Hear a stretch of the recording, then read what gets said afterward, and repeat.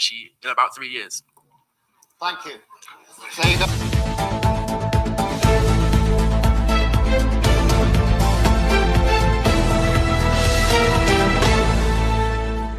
talked about the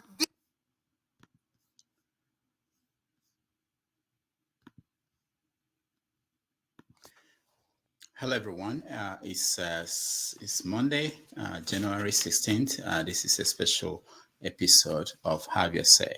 We are going to join live the ongoing B2B speech. Is taking questions at this point from the Chatham House. So let's join. And after that, we are going to have a conversation and get your reactions to what he's been saying. It's been interesting so far. I just felt that maybe for those of you who may want to join the conversation, we should do it here. So let me connect you to that. What you're saying is about the big boys who are selling generators. Let me assure you what we've been campaigning on. Our campaign, you have heard them say we don't have structures. That is the structure we're trying to destroy. Structure of criminality. That is what I mentioned. The Nigerians being held captive. That structure is structure that have impoverished Nigeria. We will dismantle it. It will not be there. I assure you of that. We're going to turn around the power sector.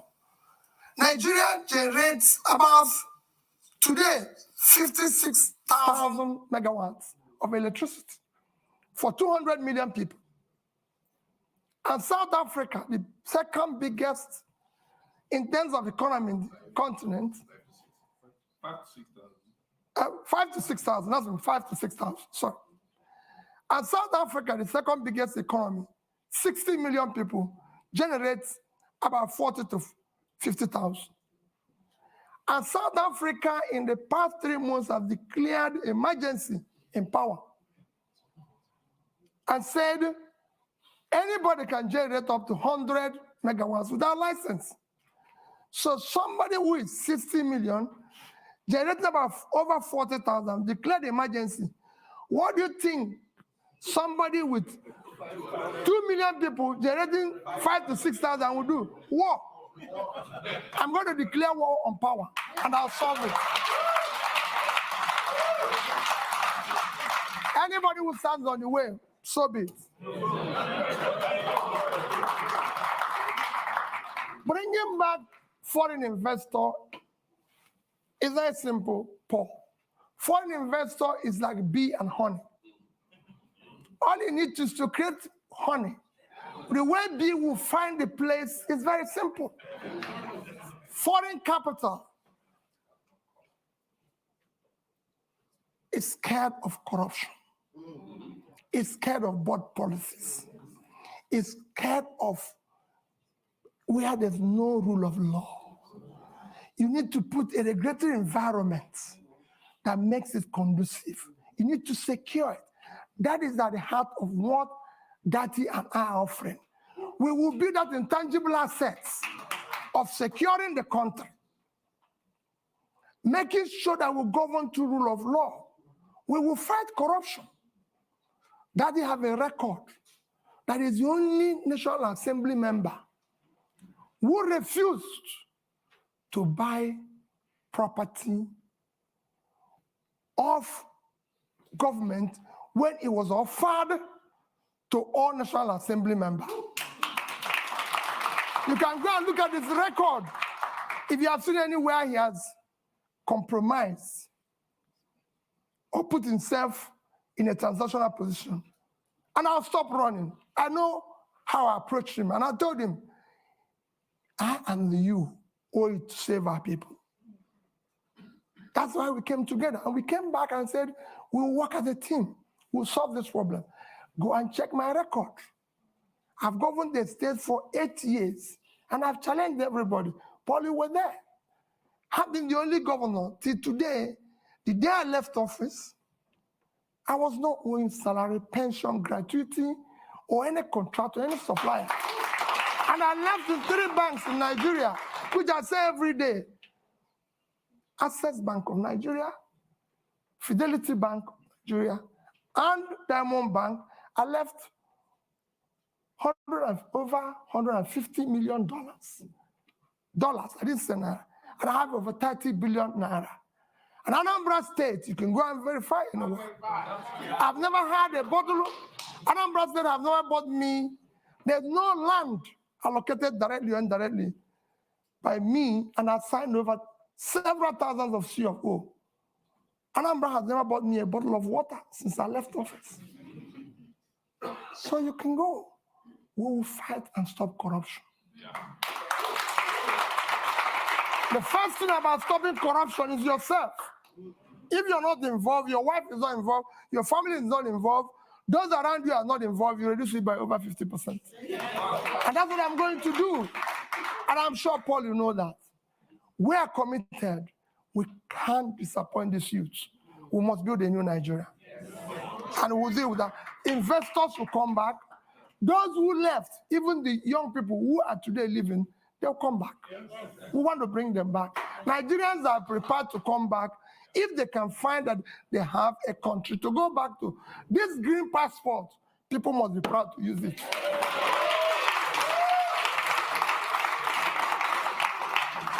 On issue of capital, where do you find money? My young brother, there's nothing wrong in borrowing.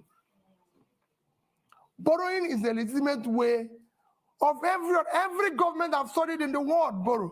Even Britain, as we speak, owns over 70% of their GDP. Every government I know lives on borrowing. Even Norway, with 1.4 trillion sovereign wealth, is owing. The economies of the world, the 3rd biggest nation in the world is America. The debt of America today is almost 100% of their GDP. The second, China, is almost owing over 60% of their GDP. Japan owes over 230% of their GDP. But let me tell you the difference. Japan is owing over 230% of their GDP.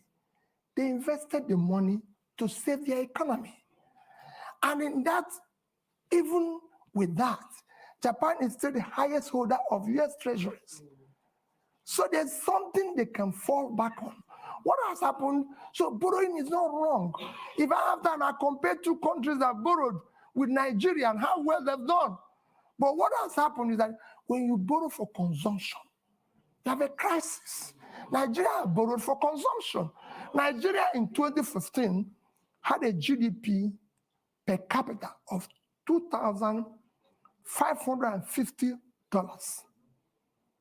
And we were owing about 15 trillion naira. Today, with central bank ways and means, we're owing over 75. So we have grown that debt by about 400%, but our per capita is 2,000. That means that the money we borrowed was thrown away. So that is what I'm going to revert. We will restructure the debt as it is today. We will restructure it and put it long term to be able to pay it. I'm a finance person, that is one. And then we will not say, like I said here, no more borrowing for consumption. We will see borrow, people will see it, it will be transparent, it will be for investment. And that's what we intend to do. Countries have been in this situation before. We're not in a situation where other countries haven't passed before. It's a question of showing leadership, and we will be able to solve it. Thank you. I'm coming back. We are now almost around 60,000 people just watching us and sending in questions. So we're trying to be at least a bit inclusive. We have a question from Debo Ademoyo, who is asking, what are your policy ideas on climate change? Do you have a plan for ensuring sustainability in a new government? So that's one question. Then there was a joint question from Miss Etty and Zindi Anthony Levy, and they're asking, insecurity is a major problem. What are your plans in tackling this? What are your plans in terms of security sector reform in Nigeria? I'm going to take 2 more physical questions in the room. The lady right in the front here. So I'm not going to discriminate with the front rows. Please go ahead. Thank you. My name is Chi Chikwendo. I'm a practicing solicitor here, advocating, of course, for rule of law. Thank you so much, Your Excellency, for the inspiring exposition on your vision for policy change and institutional reforms. It seems to me that it's clear from that if elected president, if and when elected president, your transformation vision to increase the production capabilities across the various sectors mentioned, including agriculture, extraction industries, human resources, will, to a large extent, hinge on the depth of your level of commitment with solidarity and ownership to implement the proposed policy changes and institutional reforms. However, there is no doubt in my mind that Your Excellency is well aware of the prevailing fundamental challenges to those reforms, including clientele patronage, political capture, and the institutionalized corruption that you mentioned. So the question is, how do you intend to navigate these challenges differently from the efforts of previous administrations, particularly with a view to modifying the behaviors of the key players in support of achieving those anticipated outcomes?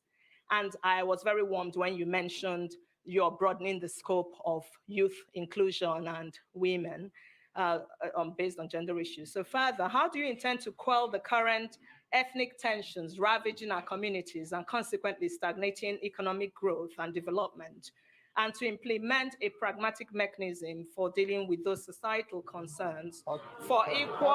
Okay, please. We need... The longer this takes, the less questions. Madam, please, yes. Now. So the question there is, how do you intend to implement a pragmatic mechanism for dealing with those societal concerns for equal access to the services, inclusive participation, and integrating the various ethnic groups? Thank you very much. Thank you. Peter, if you answer those questions, because that was more than one question. Well, let me start with the issue of, you have, like you said, you have more than one question. I have about 2 questions. Let me start with the issue of ethnic tension. The ethnic tension you see today is based and as a result of injustice, unfairness, exclusion, marginalization. As soon as you start reversing that, they start going down. That is what I said to young man about agitation.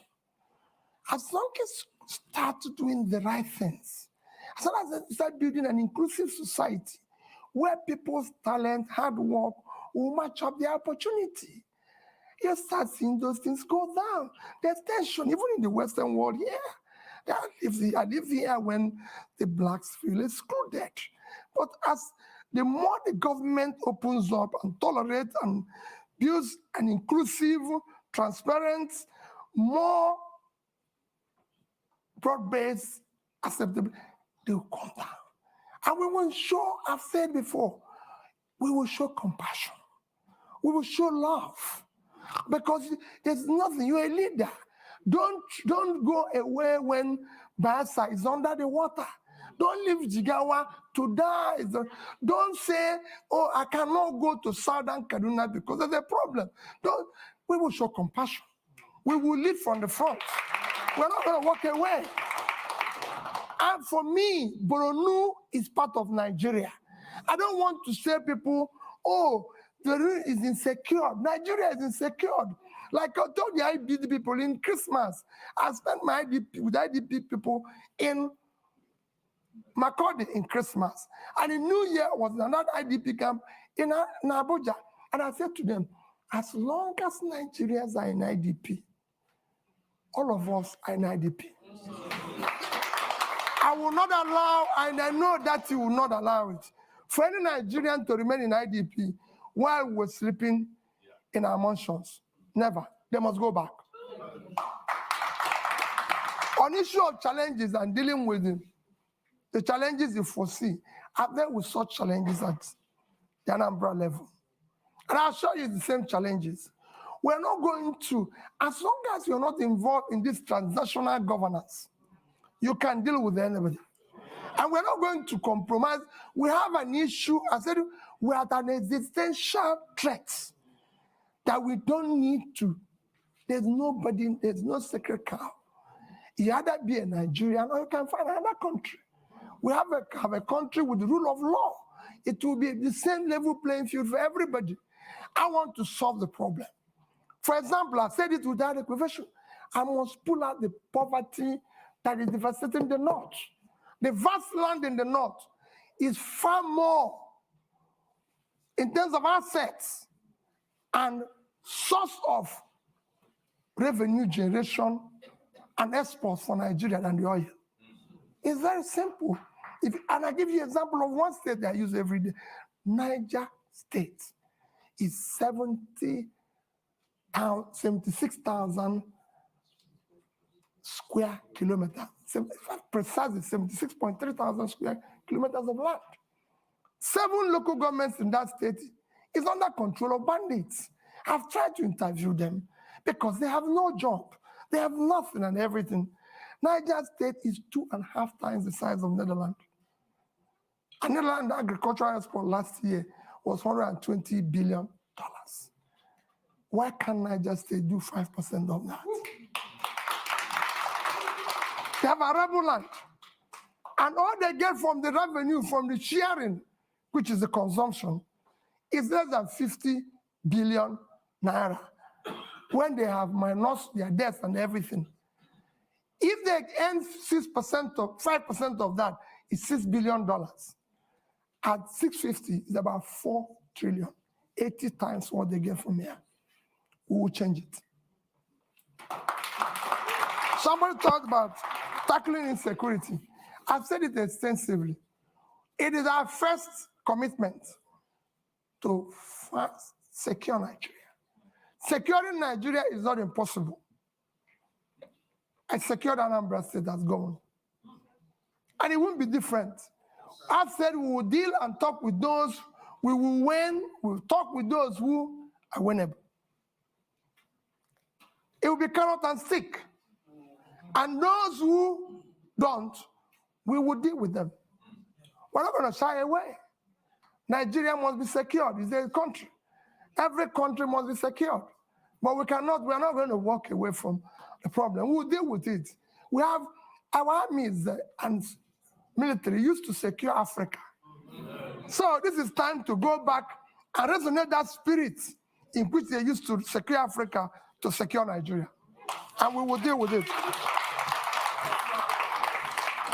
On climate change, I've always said we'll follow the protocol. And I did mention here about issue of things like planting trees, issues of dredging. These are some of the climate change issues because as you see today, we have a situation where there's flooding in Nigeria because we've not dredged River Niger, River Benue and everything. And I said it consistently. This is not difficult. We've awarded contracts for it in the past. Today, every Egyptian will tell you, no Nile, no Egypt. They have used it to improve the water transportation, which dredging this one will do. And that's a long fighting climate change. They've used it for other means, which we will use the same River Niger and River Benue to do. River Niger and River Benue combined River Niger is 4,200 kilometers long. River Nile is 1,400. River Benue is 1,400 long. So two of them are 5,600. Nile is 6,650. If Egypt, an African country, can dredge, maintain River Nile, Nigeria is big enough to deal with this, and we'll deal with it. And I assure you, you see the difference, it will be clear. Other protocols of climate change will follow it. Where we find difficult, we'll negotiate and talk with other involved in that. We are signatory to it, and it's devastating the world today. So we must follow the protocol. Thank you. The clock is ticking. We're on We're on borrowed time now, but we are going over, as I said. There's right at the front here, there's a gentleman there. I'm going to take 3 questions, and then I think the clock is going to have had its say. Short and sharp, please. I'll go keep ahead. it short. Hi, good afternoon. My name's Alexis Akwajiram. I'm the managing editor of Semaphore Africa. My question is, if you become the next president, would you seek to keep the current central bank governor or replace him? And please explain your answer. So, the gentleman in the middle there. Yeah. Please. Go ahead. Good afternoon, and thank you for your remarks. My name is Chibuikem Ugongadi. I'm a master's student at King's College London, and it's funny, actually, my question is related to him. Given the debacle at the central bank currently and their conduct over the past 8 years, what is your view on central bank independence as a tool to improve economic growth? And how will you what will you do about the leadership at the central bank when you become president in order to make sure that their principles are in line with yours on monetary policy? Thank you very much. The lady over there. Yes, madam, you. Yes, but sharp, please. There's a microphone just here. It's next to you, just there, please. Aha. Okay, Your Excellency, good afternoon. So my question here is this: you talked about restructuring. As you're aware, Nigeria can barely service its external debt. Nigeria can barely service its external debt. Our current external debt, we cannot service it, or we're finding it difficult to service it. Now, when you become president, how do you intend to restructure our external debt without actually downgrading our rating in the market? Thank you. Thank you. And your name, just so My we have name it? is Ifeyinwa Umunakwe Okeke. Okay, Thank you. And then if we move the microphone to the lady just there, last question. Yes. Good afternoon. Nice to see you again, Mr. Obi. My name is Kenneth Chukwuwabo. I'm a PhD candidate at the University of Cambridge. I study public-private partnerships and education. I read your manifesto, and it seems PPPs are taking a central stage in education sector. So I wanted to ask, what is your rationale for involving private actors in public education, and what governance structures would you put in place to ensure the accountability of these actors in a sensitive sector such as education? Thank you. Thank you very much. My apologies. We've run out of time now. I'm watching the clock.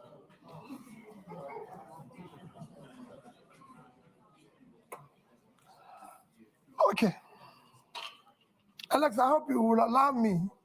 There's somebody here that is so keen. When I was coming in, he had a question that is so interested, and is like, so I told him, if I have opportunity, I will request and answer it publicly. Okay. Let me again go. People are talking about the central bank governor. The problem, first, let me assure you, central bank will maintain its independence. It will be respected. And again, it is not the problem of the person there. Central bank have a role of monetary policy, if I'm right. Then you have this physical space. It's like a street football. When the person who is supposed to be in the physical space is no longer, it's like you go to a football match, and somebody who is supposed to play in a particular wing is no longer there. You find people playing various wings. The weakness of the physical space allows the monetary space to take over, and in supporting, because there's a weak governance structure, that is why we're able to do what we're doing. What is happening today is happening. So if you're replacing Godwin and putting somebody with that level of physical rascality, which is what is fueling our inflation and even our rate of exchange today, these are some of the things you need to cut. As long as the government continues on that fiscal rascality, that situation will occur. That's what you need to fix. I won't say what will happen. His term is actually coming to an end. So it won't be too long. So that's that. I assure you that we'll deal with that. You asked about PPP in education. I said you're in Cambridge. Is Cambridge run by British government? No, I just want to know, because I don't know. When we're talking about PPP in education, we're talking about tertiary education. We're not talking about basic education. We will ensure that basic education is free, and we will drive it aggressive, because we have 20 million out of school children in the north, which I've said we will deal with decisively, because those children mostly have learned Quran, which means they're intelligent. We'll meet them at the point of learning Quran and teach them skill. For the tertiary education, we must find a way to fund it in a collaborative way, public partnership, in order to be able to ensure that 4 years will be 4 years, not what is happening today. That's what we mean by that. And it will be, you'll see, it's a win-win situation. That's it. No, not the basic. It won't be the basic. Then, issue of barely servicing our debts. We're not, I've said it before, we're not the only country that have gone through this. Once we move from consumption to production, what we're going to do first is that what you see today, we're inability to service our debts, is because of fiscal rascality. You're paying unsustainable subsidy, which will be stopped from day one, because it's criminal thing. You're no longer generating money because they're stealing oil. And the only people who can steal oil are people in government, because ordinary people cannot steal oil. You can't put it in your pocket. It's something that you come with sheep.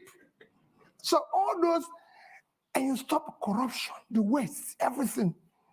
And you go to seek to ensure that the revenues of government are properly collected. These are things, when you have tightened all the leakages and wastes, you'll be able to increase your position, and you negotiate and be able to service them. Look at it, just to give you an example. Nigeria is today the only OPEC nation, apart from Venezuela, because of sanction, that is not meeting up its quota.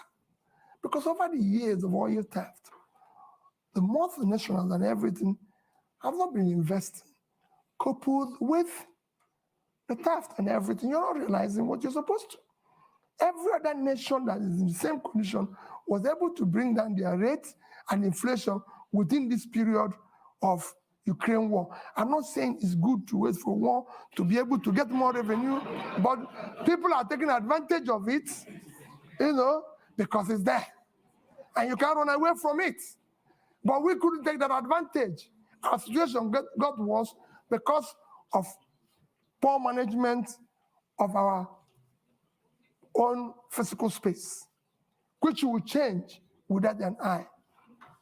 And finally, like I said, somebody kept telling me that issue that people have been saying that if I become president, that there's issue of being, how do I say, what word do they use? Stingy. Pat knew the question of stingy. How are you going to manage? Because they said you'll be stingy and everything. And let me say it publicly that people don't know what it is all about. At the heart of poverty is capital formation. And you can't go about capital formation without savings. Even in the most developed world, which is why I said that Japan holds highest amount of US treasury.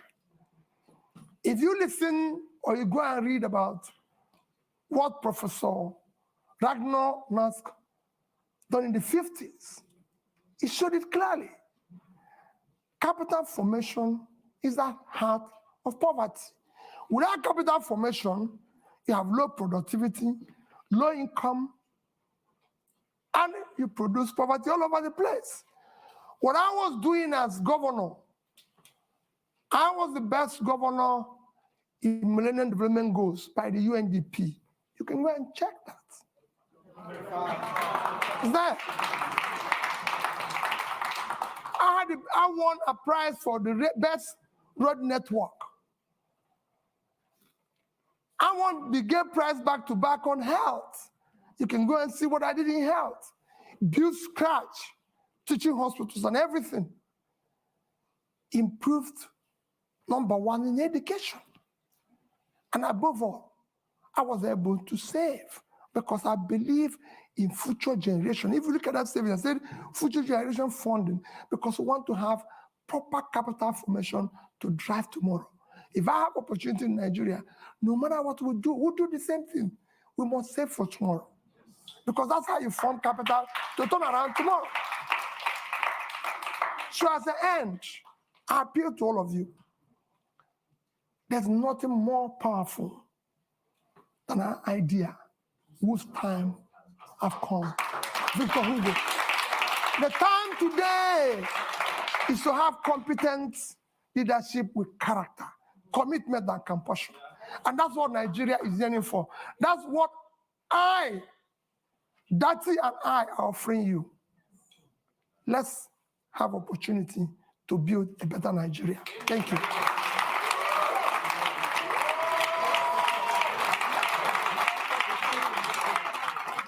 Thank you.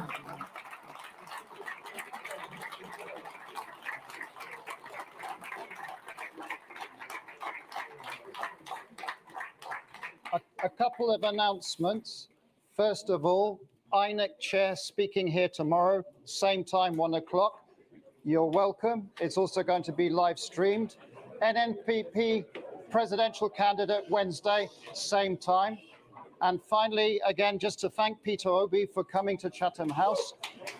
And good luck in your campaign. And please, if you can just remain seated or on the side while Peter Obi leaves. Thank you very much and have a good afternoon. Okay. We've got lots of press waiting for you. Are we going this way?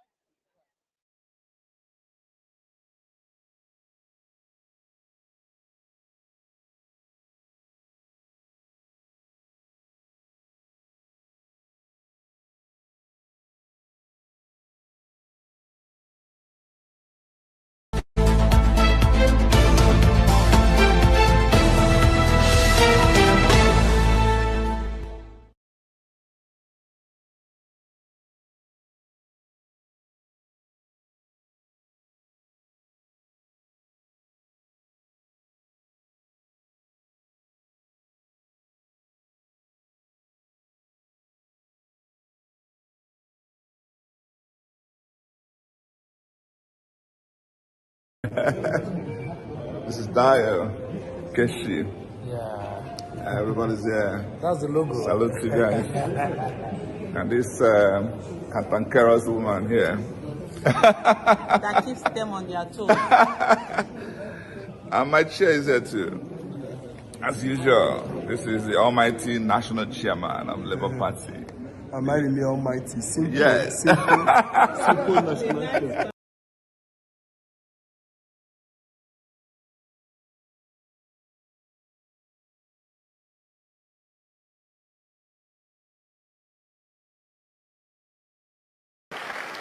Mr. Obi attended Christ the King College, Onitsha, and graduated from the University of Nigeria, Nsukka, with a bachelor's degree in philosophy. He has attended several executive programs at top business schools in Nigeria and abroad, including Harvard Business School and Kellogg Graduate School of Management, USA. He is an alumnus of Lagos Business School, having attended the Chief Executive Program, CEP 11, in 2002. Mr. Peter Obi is a thoroughbred professional and fellow of the Chartered Institute of Bankers of Nigeria.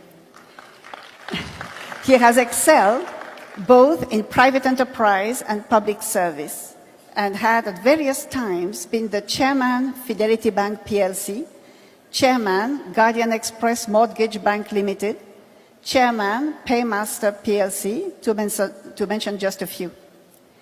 As governor, he was elected vice chairman of the Nigeria Governors Forum and chairman, Southeast Governors Forum, amongst numerous other federal government appointments. Recently honored as the outstanding Igbo man of the decade by the Champion newspaper, Mr. Obi is credited with introducing fundamental changes in Nigerian politics and is remembered for the following achievements while in office: exemplary commitment to reforms and development, building relationships between Anambra State and other countries such as USA, Britain, Russia, European Union, Belgium, Israel, Venezuela, and others. Attracted big Fortune 500 companies like SAB Miller, Distel, and GlaxoSmithKline, Nemeth Pharmaceuticals, etc., to Anambra State. Under him, Anambra State was rated the least indebted state in Nigeria by the Debt Management Office. Anambra was adjudged by the Federal Ministry of Works the state with the best network of roads in the country, having asphalted over 800 kilometers of roads.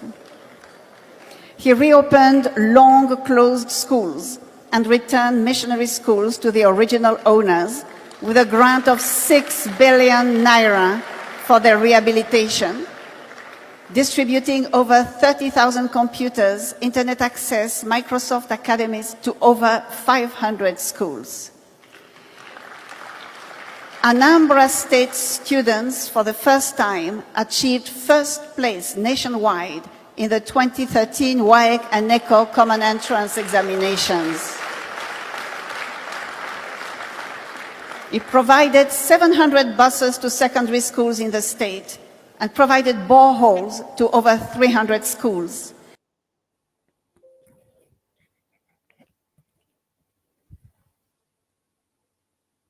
Sydney, how are you? Good, Dr. Damages. How are you? Good. So, what's your impression of this? I mean, I think he did well. He came into his self, his element. I would say he's not very. When he started the speech, I could feel he was a bit tensed. Maybe it's a very, very big stage at the initial, but he began to relax into his speech, because oftentimes when you see Peter Obi, he's more off the cuff. He speaks from his heart and his head. So, and if you notice, as the evening grew, or as the program grew, when he came into the question and answer session, he was just in his element. That's the Peter Obi, responding to questions, understanding the details of his agenda, which is very clear.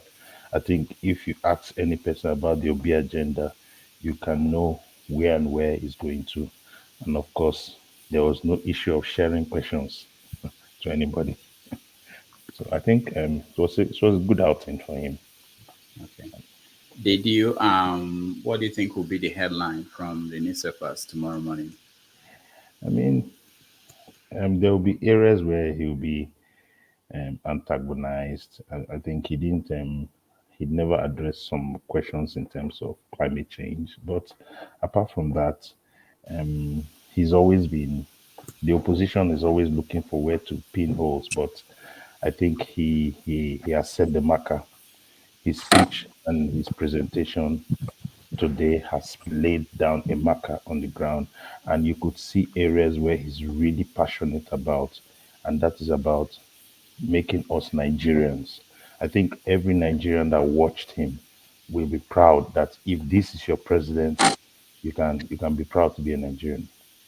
You can be proud to call yourself a Nigerian. He knew the issues, he knows the challenges. He was not shying away from, especially the first question that came to him.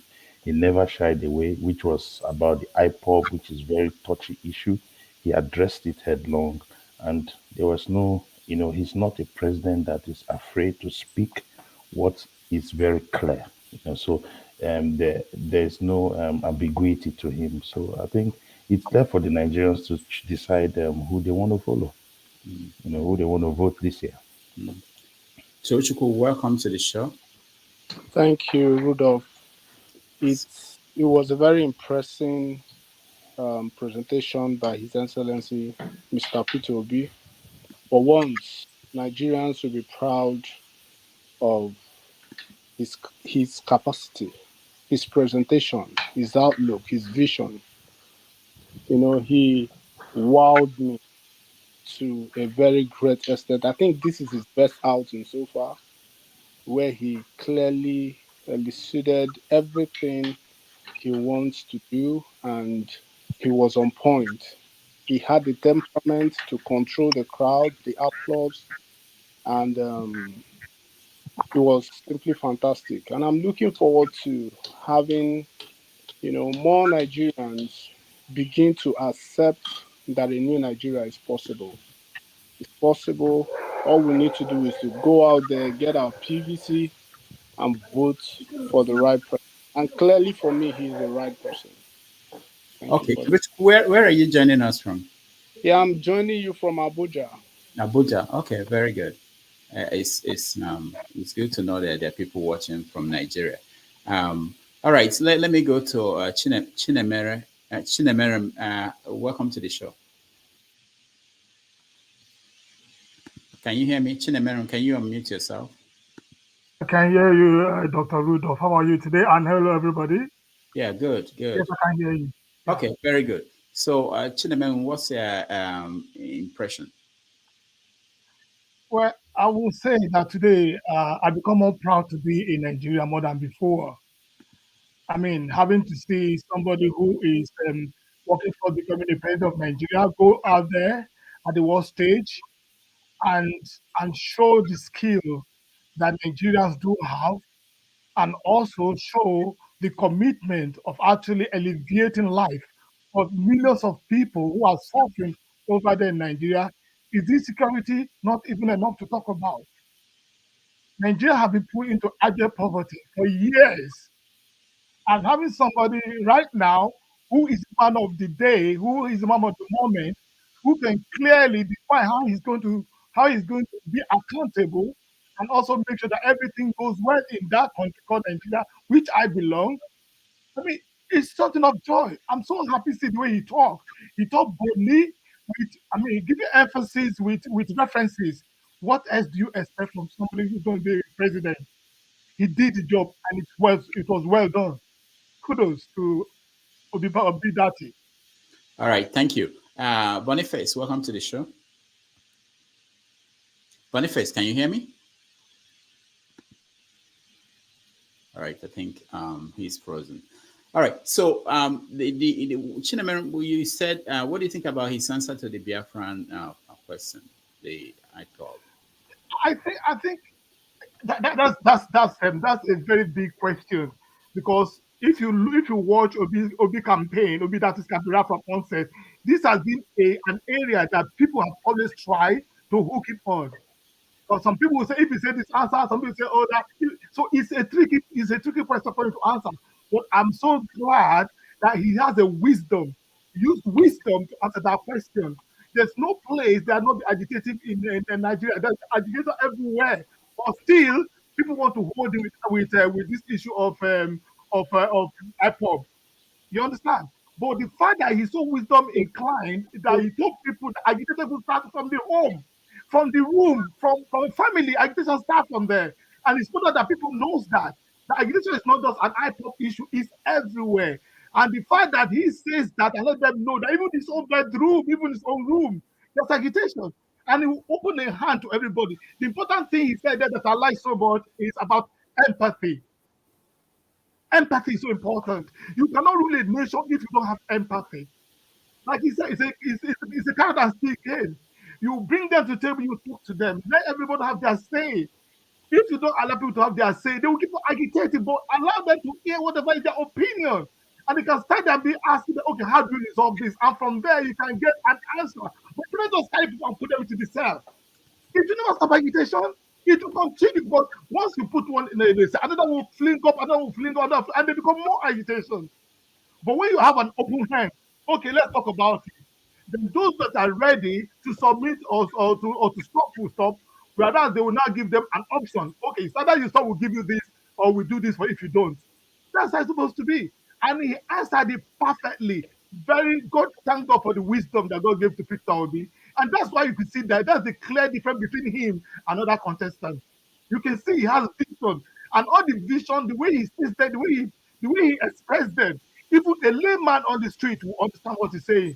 Kudos to him again. He did a very good job. And somebody talked about the issue of climate change. The issue of climate change is a very big issue. You cannot expect him to come over there and start talking about climate issue when he's not even there. You know that things changes every day. It is what you meet at that point in time you know how to deal with. But he's able to give an example about drainage. Yes, drainage is very important because those are some of the reasons why we have climate issues, and particularly in Nigeria as concerned. So he answered the way he's supposed to answer. And again, he cannot be answered about climate change when he's not over, when he's not yet there as a president. Anything can happen tomorrow. Understand? So he answered beautifully, and I think the way he answered is spot on, and I like it. I yield. All right, thank you. Efe, welcome to the show. Efe, can you hear me? Thank you very much. Yeah, welcome. Yeah, I can hear you. Where are you joining us from, Efe? Yeah, good evening, everyone. Thank you. Thank you very much for accepting me into this wonderful studio. You know, quickly, I just want to say this. I don't know why, first of all, I don't know why some Nigerians see it so difficult to know the truth. I mean, to know the right person who is really qualified to be the next president of Federal Republic of Nigeria. You know, Peter Obi has just declared it again and proved himself that he's really, really qualified for this job or for this to be the next president of Nigeria. You know, I love him so much. When somebody throw question, you know, when somebody ask question, he will just go directly and answer the question. He know how to place. He know how to drop every word or every plan they are having for Nigeria. Him and his running mate, Dati. You know, I feel so bad when I see some Nigerians still jubilating around some old men that said they want to become the president of Nigeria. You know, if we miss this opportunity, I don't know where Nigeria is going to land it because we are now Nigeria is an injury time right now. So we all have seen him. We're supposed to go out there, pick up our PVC, vote him directly. We don't need to say that vote wisely. The wisely want to vote is Peter Obi because he's very capable. He's young. He can move around. If Nigeria have any problem, he can move around and try to bring solution. Just go to Cotonou, travel to Cotonou, Niger. No light failure. But Nigeria cannot celebrate 2 hours, you know, with light. It's impossible. Myself and my family, I live in Spain. We live in Spain. All the time we travel to Nigeria, my children used to hit their leg on the table because of lack of light. You understand? So if we can see Peter Obi on this movement like this, he has never been a president, but if you look at the way he used to address people, the plan he's having for Nigeria, at least we're supposed to know this man is the right person that can move Nigeria to another level. If we miss Peter Obi now, you see that all of us, I don't know where we are going to. So that is a little comment I just want to draw. But I just want to advise, I just want to use this medium to advise every Nigerians. We have seen the light, we have seen the road, because if God wants to help us, God cannot come directly. He will send someone. And this man is a God sent. So let's join our hands together and try to push him there. So that is all I have to say. Thank you very much. God bless you. Thank you, Efe. Thank you so much. Ike, welcome to the show. Ike, unmute yourself. Dr. Damage, Happy New Year to you and your family. Happy New Year to you too. Happy New Year to all the people I saw in the panelists. I think I've not been here for a while, you know, situations of things, but all is well. I'm speaking to you in my kitchen because I'm home today. The family, I have to cook for them. So once in a while, I'm going to walk away to look at my food or my gas. But well, you see, today is another pointer for well-meaning Nigerians to understand that this man has a mission and he has a vision for our country. Nigeria, which a country all of us is going to be proud to be called a Nigeria. Yesterday I was in another platform and there were, old videos of Mr. Peter Obi, his antecedents, his foundation, his origins. You discover that this man is not playing, he's not a politician.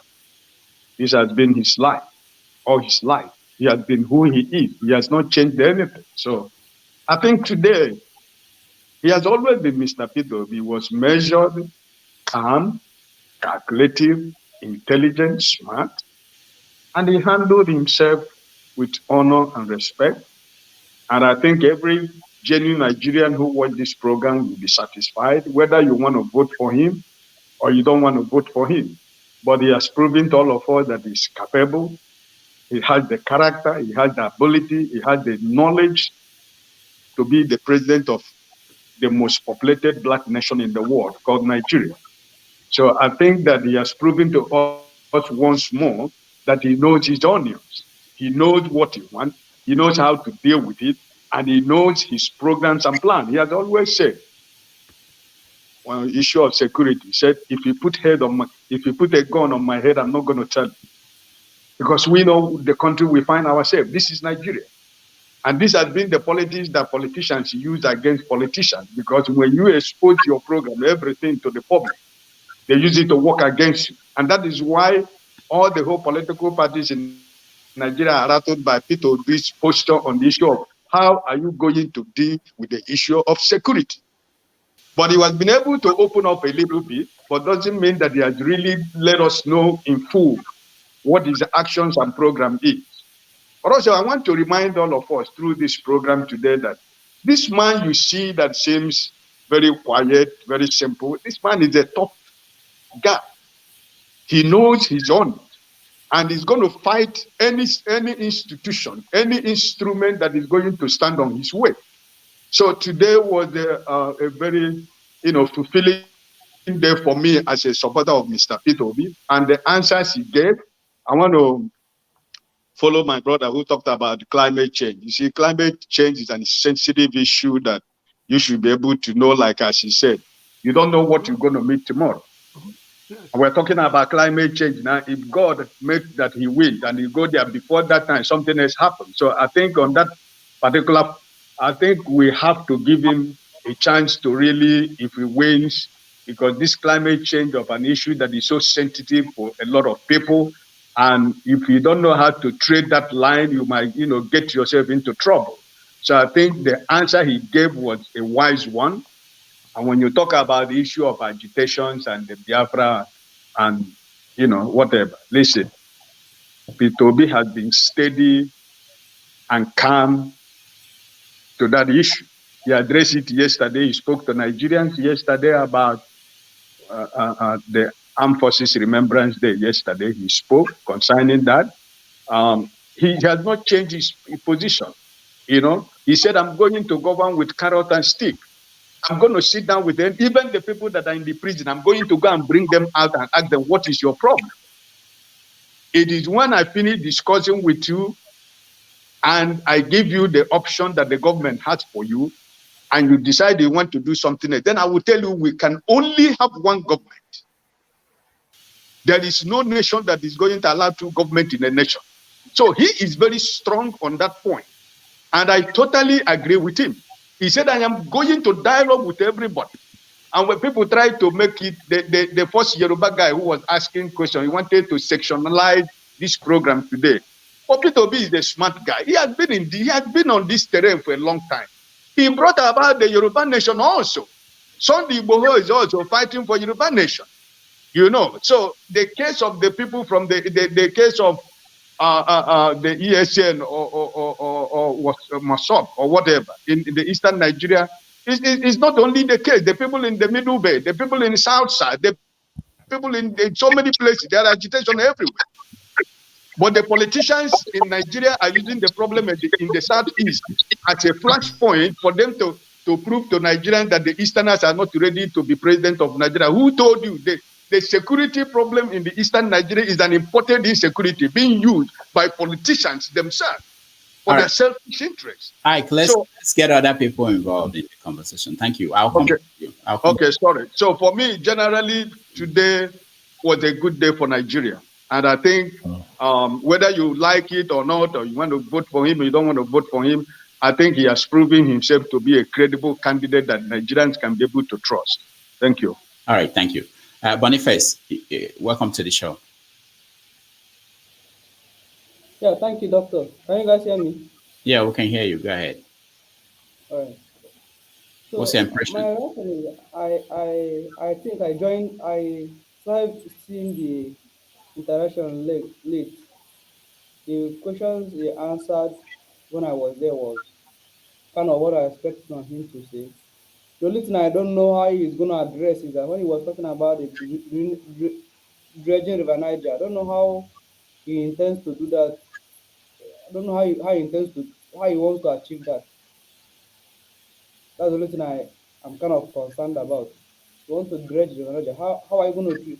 If you dredge River Niger, Onitsha might go. I'm from Anam. My own community might also go. What do you mean by that? That the community might go? If you dredge River Niger, it will cause landslides. That's what usually happens if you dredge any place near where people live. The more you dredge, the more deeper it is, then it will begin to cause landslides. Okay, I'm not aware of that. I don't think that is correct. I don't think that is correct. No, look, what they use today to drain seas like River Niger is technology. They will do a good assessment even before they do it. Is today the technology you have today is not the technology you have in the olden days. So I'm not sure that anything will affect any community if it's going to happen. And again, it's going to be an assessment. Apart from the assessment, every community will be involved. They will see the community that and let them know what they're going to do. It's not just going there and start doing that. It's going to be a good assessment.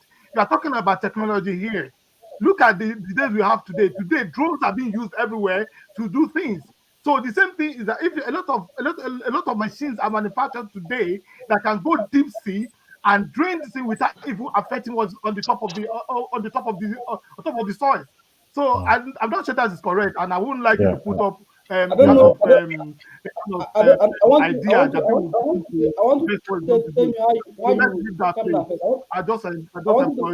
tell me calm down. I want you to tell me how you want to dig a hole. No, I think those are technical issues. I think the technology.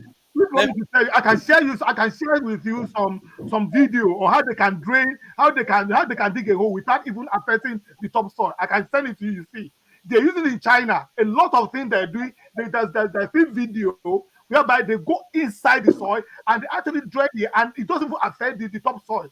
What are you talking about? We're talking about theory. You're talking about something else.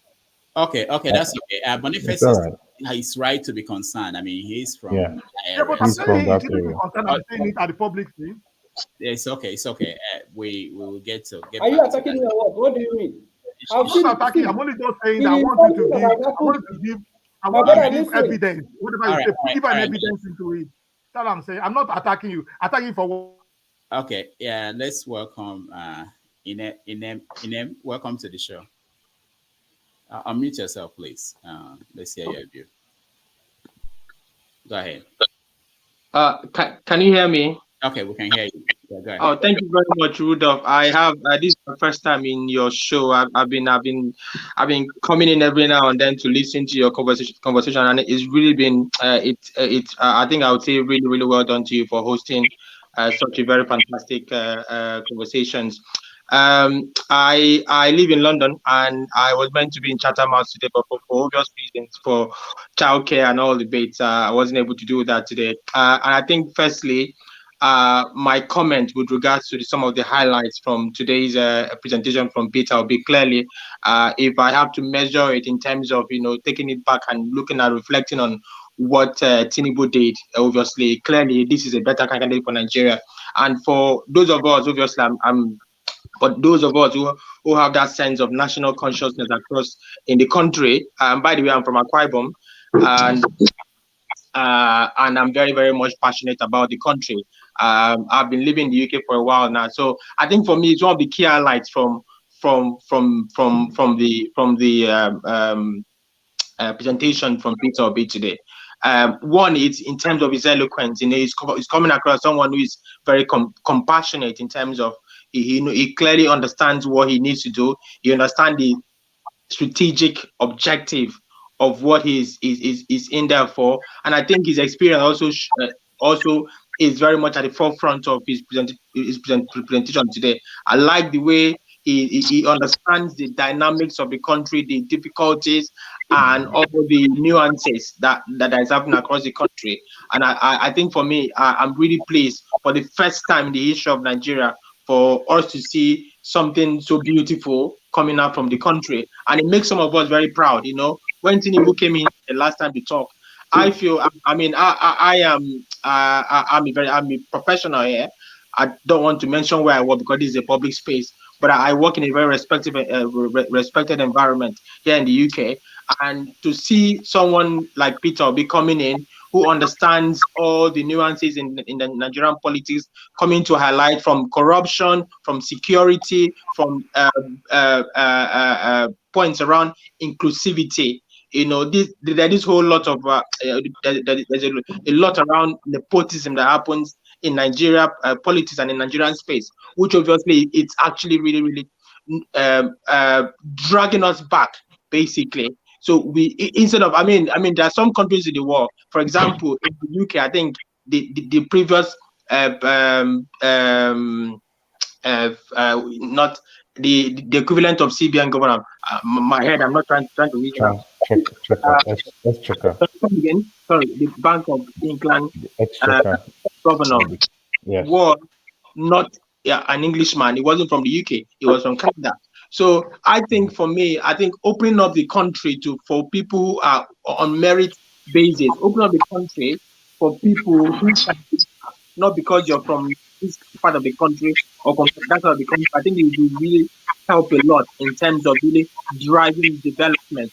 And I think also what we also need to understand as well is that Nigeria is a very complex environment. There is no one size fits all kind of standard that would work in the country. You need to come up with policies, bespoke policies that will address the needs of Nigerians. And I was really impressed, in terms of all the bits that are happening around corruption and also the oil, and also with the last speaker talking about dredging of the. I think he mentioned talking around dredging of the River Benue and River Niger. And I know that this man is a very intelligent man. He will not just go and dredge River Benue and River Niger. There has to be a proper report risk assessment to understand the impact of that dredging to those communities. And I think one of the things that shines that I'm very impressed about Peter Obi is that sense of engagement, listening to people. You have to be able to, you cannot just lead autocratically, by not talking to people like what the current administration is doing. You have to be able to sit down with people, dialogue, and engage with the people you're leading. Understand what the needs are, where the pinch points are, and be able to drive development. And also balance things out. So, for just a very direct comment to the last speaker, I think this man is going to engage. There's going to be a proper risk assessment. There's going to be a proper impact analysis to understand what the impact of any dredging or any activity done in any place with regard to the water we have on your on your local community. And I think we're going to do that. So for me personally, I will not be alarmed. I will not be worried. But I think first and foremost is having that national consciousness, understanding the impact of whatever policies you're having to our people. And again, for me, because I cannot vote, we have been pushing for us in diaspora to be able to have a say in the Nigerian election. But it sounds like it's not happening. Maybe with him coming in, is giving a listening ear to us. Maybe in some sense we might be able to have that kind of legislation where that would allow us to vote. But I think for me, the best I can do is to get involved with conversations like this, throw my voice there, and also engage with my people who are back from abroad. They say, look, this is where I stand for, and I think everyone should. All my family members, they've got PVCs, they're ready for that. So that's all I can do, living here in the UK. But yeah, I'll just pause there so that I don't take the conversation from other people. Thank you, Rudolph, for such a fantastic conversation. Thank you. Thank you so much. We appreciate your comment. Thank you. Austin, welcome to the show. Good morning, everyone. Yeah, hi. I'm good. It's nice to hear from everyone. Really, on Saturday, I looked at the issue of the Chatham House impact, really. And I spoke as from the part of a Nigerian that going to Chatham House may not make any difference, or talking to them may not make any difference. But I'll try to differ on that position. I looked at the speech today, and I looked at the engagement. I looked at the number of people who were viewing from Nigeria. Then I knew that it is going to make an impact. This was like, I don't know. I always like to have an open mind. I don't care whether anybody, I don't care whether I'm supposed to lean towards one direction or the other. No, I like having an open mind. From what you said, Peter B grabbed the issues at hand. There are some little things which we feel, which are intangible. When you do them, you will see impact. Because some of us have been in position of authority. If you don't do the wrong thing, I assure you your followers will hardly do it. I'll tell you one crazy thing, it really is crazy. I taught a class that my sister was there. My sister was one of them. So when I was teaching on a particular day, my sister was disturbing. So I had to warn her. She did not hear or she did not listen to what I was saying. I got angry and I flogged her. That was back then. I flogged her. When I flogged her, the class was quiet. And I asked, what was the problem? They said, I said, feel free, talk to me. You have always been talking to me. Feel what's the problem? They said, if I can discipline my sister, then it means I can discipline anybody. And I will tell you, nobody ever make noise when I'm talking. Because when I'm teaching, they knew that if he could discipline his own sister like this, the person let me say, I senior that person. After me is the girl. But when I disciplined her, from that day, nobody makes noise.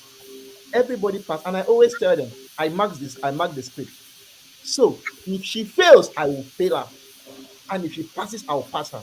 And they will always compare the grades. Students compare grades. And they see that she also fails whenever she doesn't do well. So that is the same thing I'm trying to talk about here. If P2B does the right thing, others, even in the National Assembly, will follow suit because they will not want to risk the wrath of Nigerians. Nigerians are very powerful. They're just that we don't try to appreciate it. All right. So this Austin, thank you. This is what we're going to do. There are a lot of people who are trying to join now because I just shared the link to my people. So I will let people who have said something to leave us for the moment. You can hang out on the YouTube channel and watch while I let new people come in. If we have space and time, you can come back, when there's space so that we get people. What do you want to say?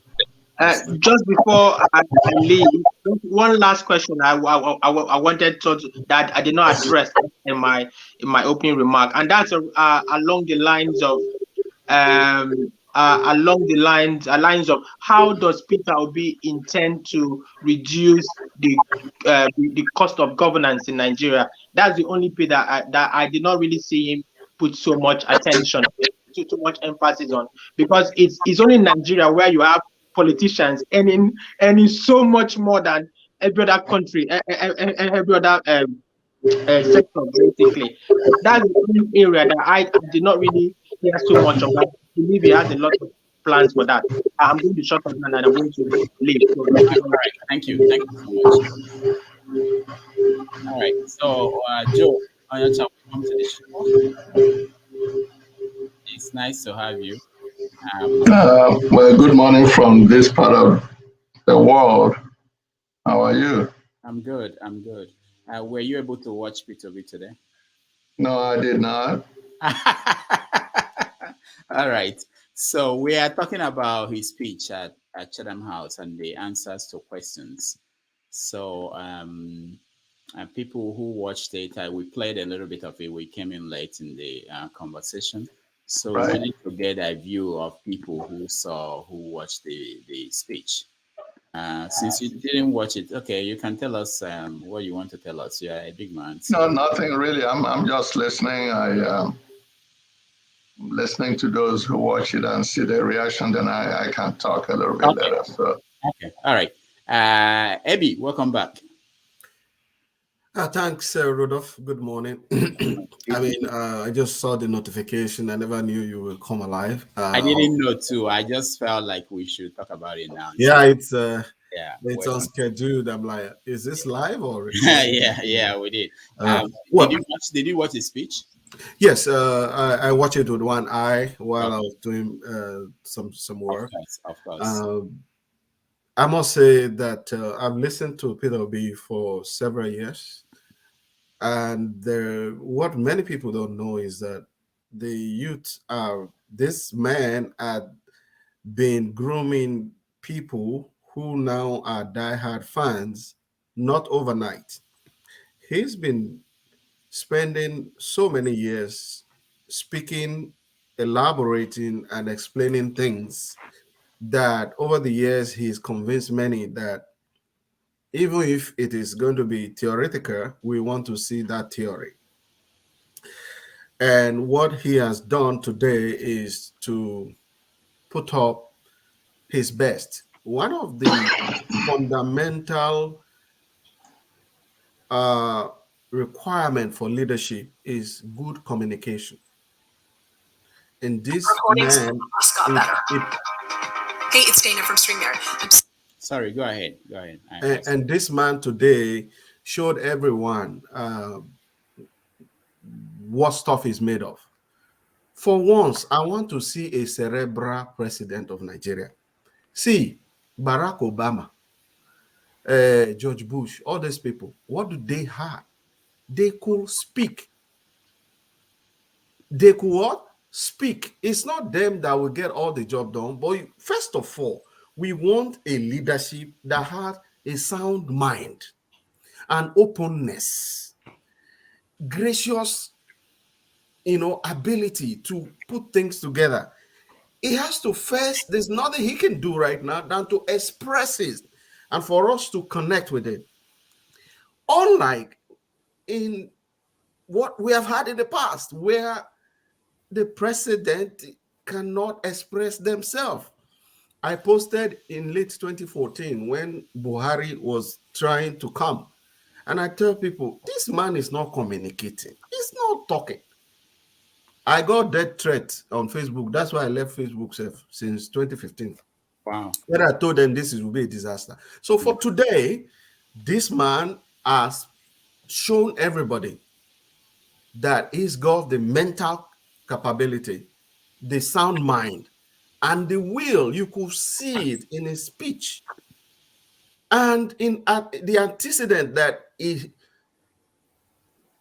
of what assignment he has been to, the little he's been given, what he has done with it, and what others have done when they were given equal. Somebody finished governor, and he's is now richer than my state, Osun State. He told them in my state that this governor, this other competitor, told them that he's richer than what do my state has. Where did he get the money? Nothing. And here we have this other one, not even pension is he collecting. We want that stingy man, and it's not only a stingy man, he's a man with sound mind, and he's showing everybody that what he can do. Even the Oyibo people for London today, they know, except the one they no one talk through. They know, say this one different from to show you distribution of team. Afe Babalola, answer that one. Karaoje, answer that one. Congo Bala, answer that one. That was nonsense. We didn't see that. We saw a man who wants to take responsibility, stood up, deliver a speech, no teleprompter, no bullshit, and speak straight with sound mind. For me, that is fundamental. We won't get anybody, angel from heaven, to come and do anything. All right? Let's match them up. We can see. Any other thing, yes. When he reach there, you will see me. I will be one of the people to put fire on him. And once he mess up, I will campaign against him rigorously. But for now, this is the man we should elect. Thank you. All right. Thank you, thank you, Ebi. No, Sydney. I want to go. You want to go? Yeah. Okay. Yeah.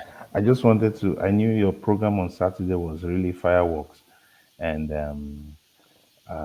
there was this issue about why Chatham House, why should he be, and I think we most of your guests missed it, but thank God Augustine was able to retract his words. They missed that the Chatham House is not really about only Nigerians, but the Chatham House was about him and also the international community. It's about perception. And today, I think if people had a misconception about Chatham House with our nationalist thinking, which is okay, that's fine, everybody is entitled, but it was about how he can drive the narrative.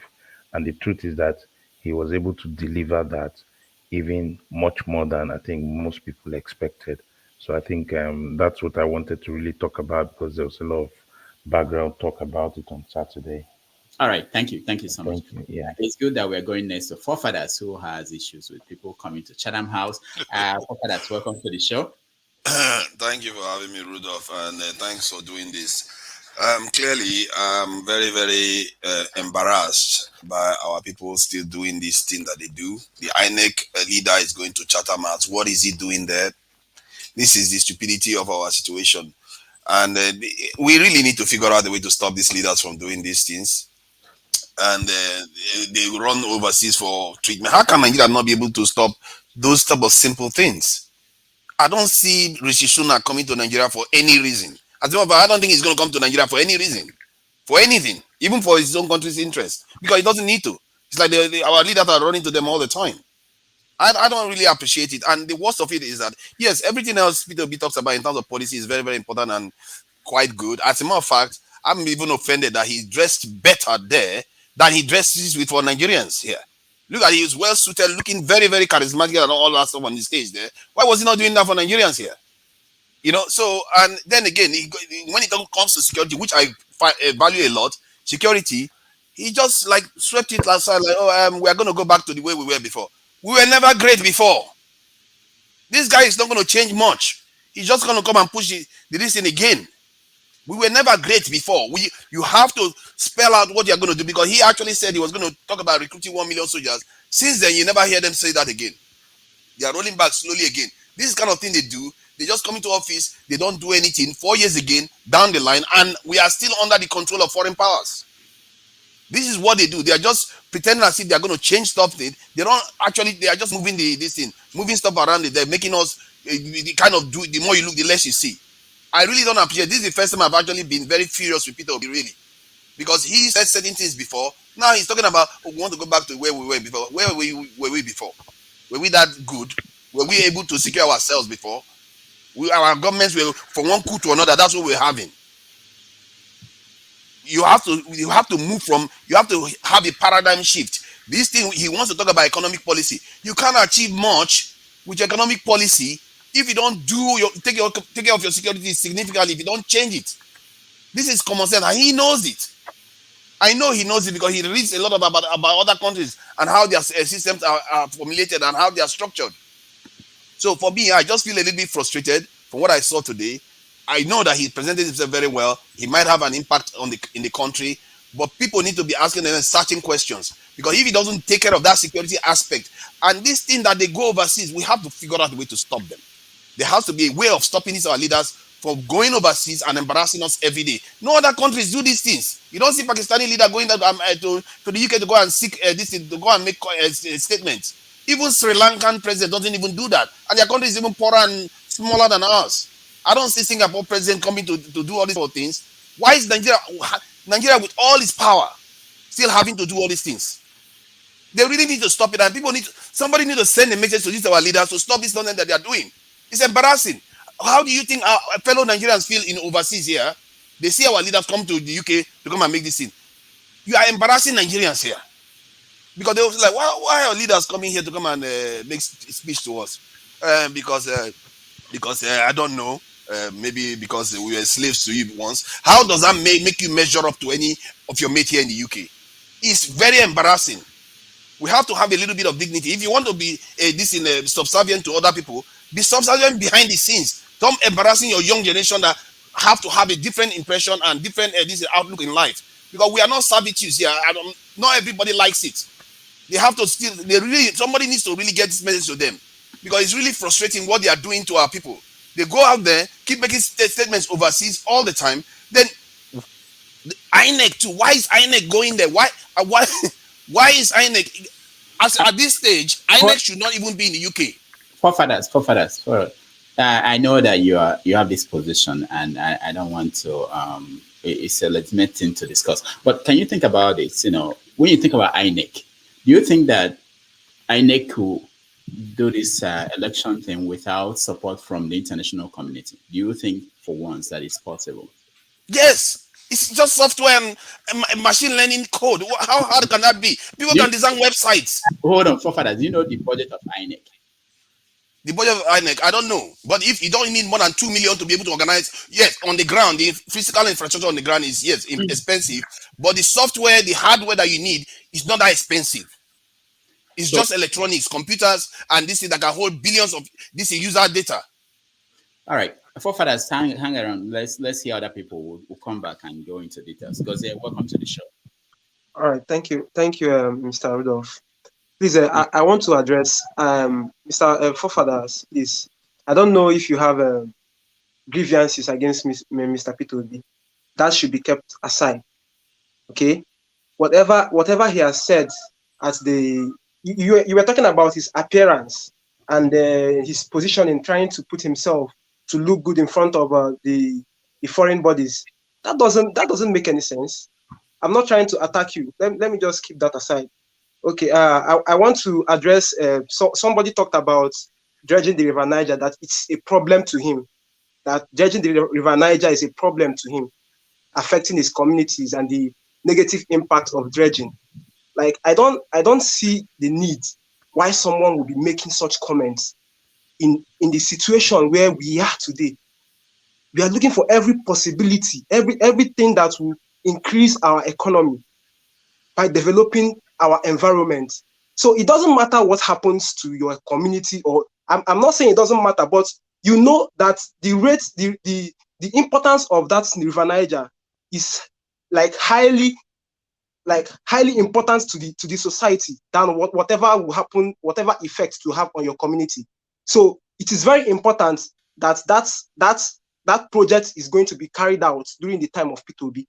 So if that's part of his important points that he has made in the Chatham House, that's what he's going to do. He's going to do it. It doesn't matter what happens to your community. I wrote something that I said he should go and make research on dredging. Maybe you don't just come and make comments on things you don't understand. So you have to go and make good research on them before you come and make comments. So if you say dredging is a problem, you don't just say that without going to make research. So River Niger is a pathway that leads to the ocean. And it's very important that we make use of that opportunity, so that we can be able to bring goods from other countries, transportation into the country directly from the River Niger. You can within less than an hour, you can travel from Onitsha to Port Harcourt in less than an hour through the River Niger, if that place is dredged. So it doesn't matter what happens, the effect of it to your community. All right. The important and everybody, he has a right to be worried about that, even if he's wrong. The point is that he's from there and he feels that this might happen. What should be done is to say, reassure him that it's not going to. I don't think any government will go and do something that will destroy a community in this time and age. Okay, but he has the right to express his Mr. Rudolph, you know, no matter the good something is going to bring to the people, some people will always want to fight against it if it's not in their own best interests. But forgetting that it's a collective interest, not just the best to the best interest of one person. It's a collective interest. What is this? What is the importance of this thing to the collective people of Nigeria? To the collective people of it's for the greater good. It's for the greater good. Yeah, if somebody has to destroy my own house for the greater good, I will accept it. And Nigerians, we need to stop being selfish about these things. And the problem is that our leaders, they don't tend to trust our leaders, and that's part of it. Because if people trust their leaders, they believe it's for the greater good. They are willing to make sacrifices. And this is the thing. And Peter Obi doesn't talk a lot about transparency. He talks about his own image. Yes, but what are you putting in place to stop people from being corrupt? You really have to put some serious structures in place to stop corruption so that people can trust their leadership. Mr. Forefathers, you're pointing at Peter Obi again.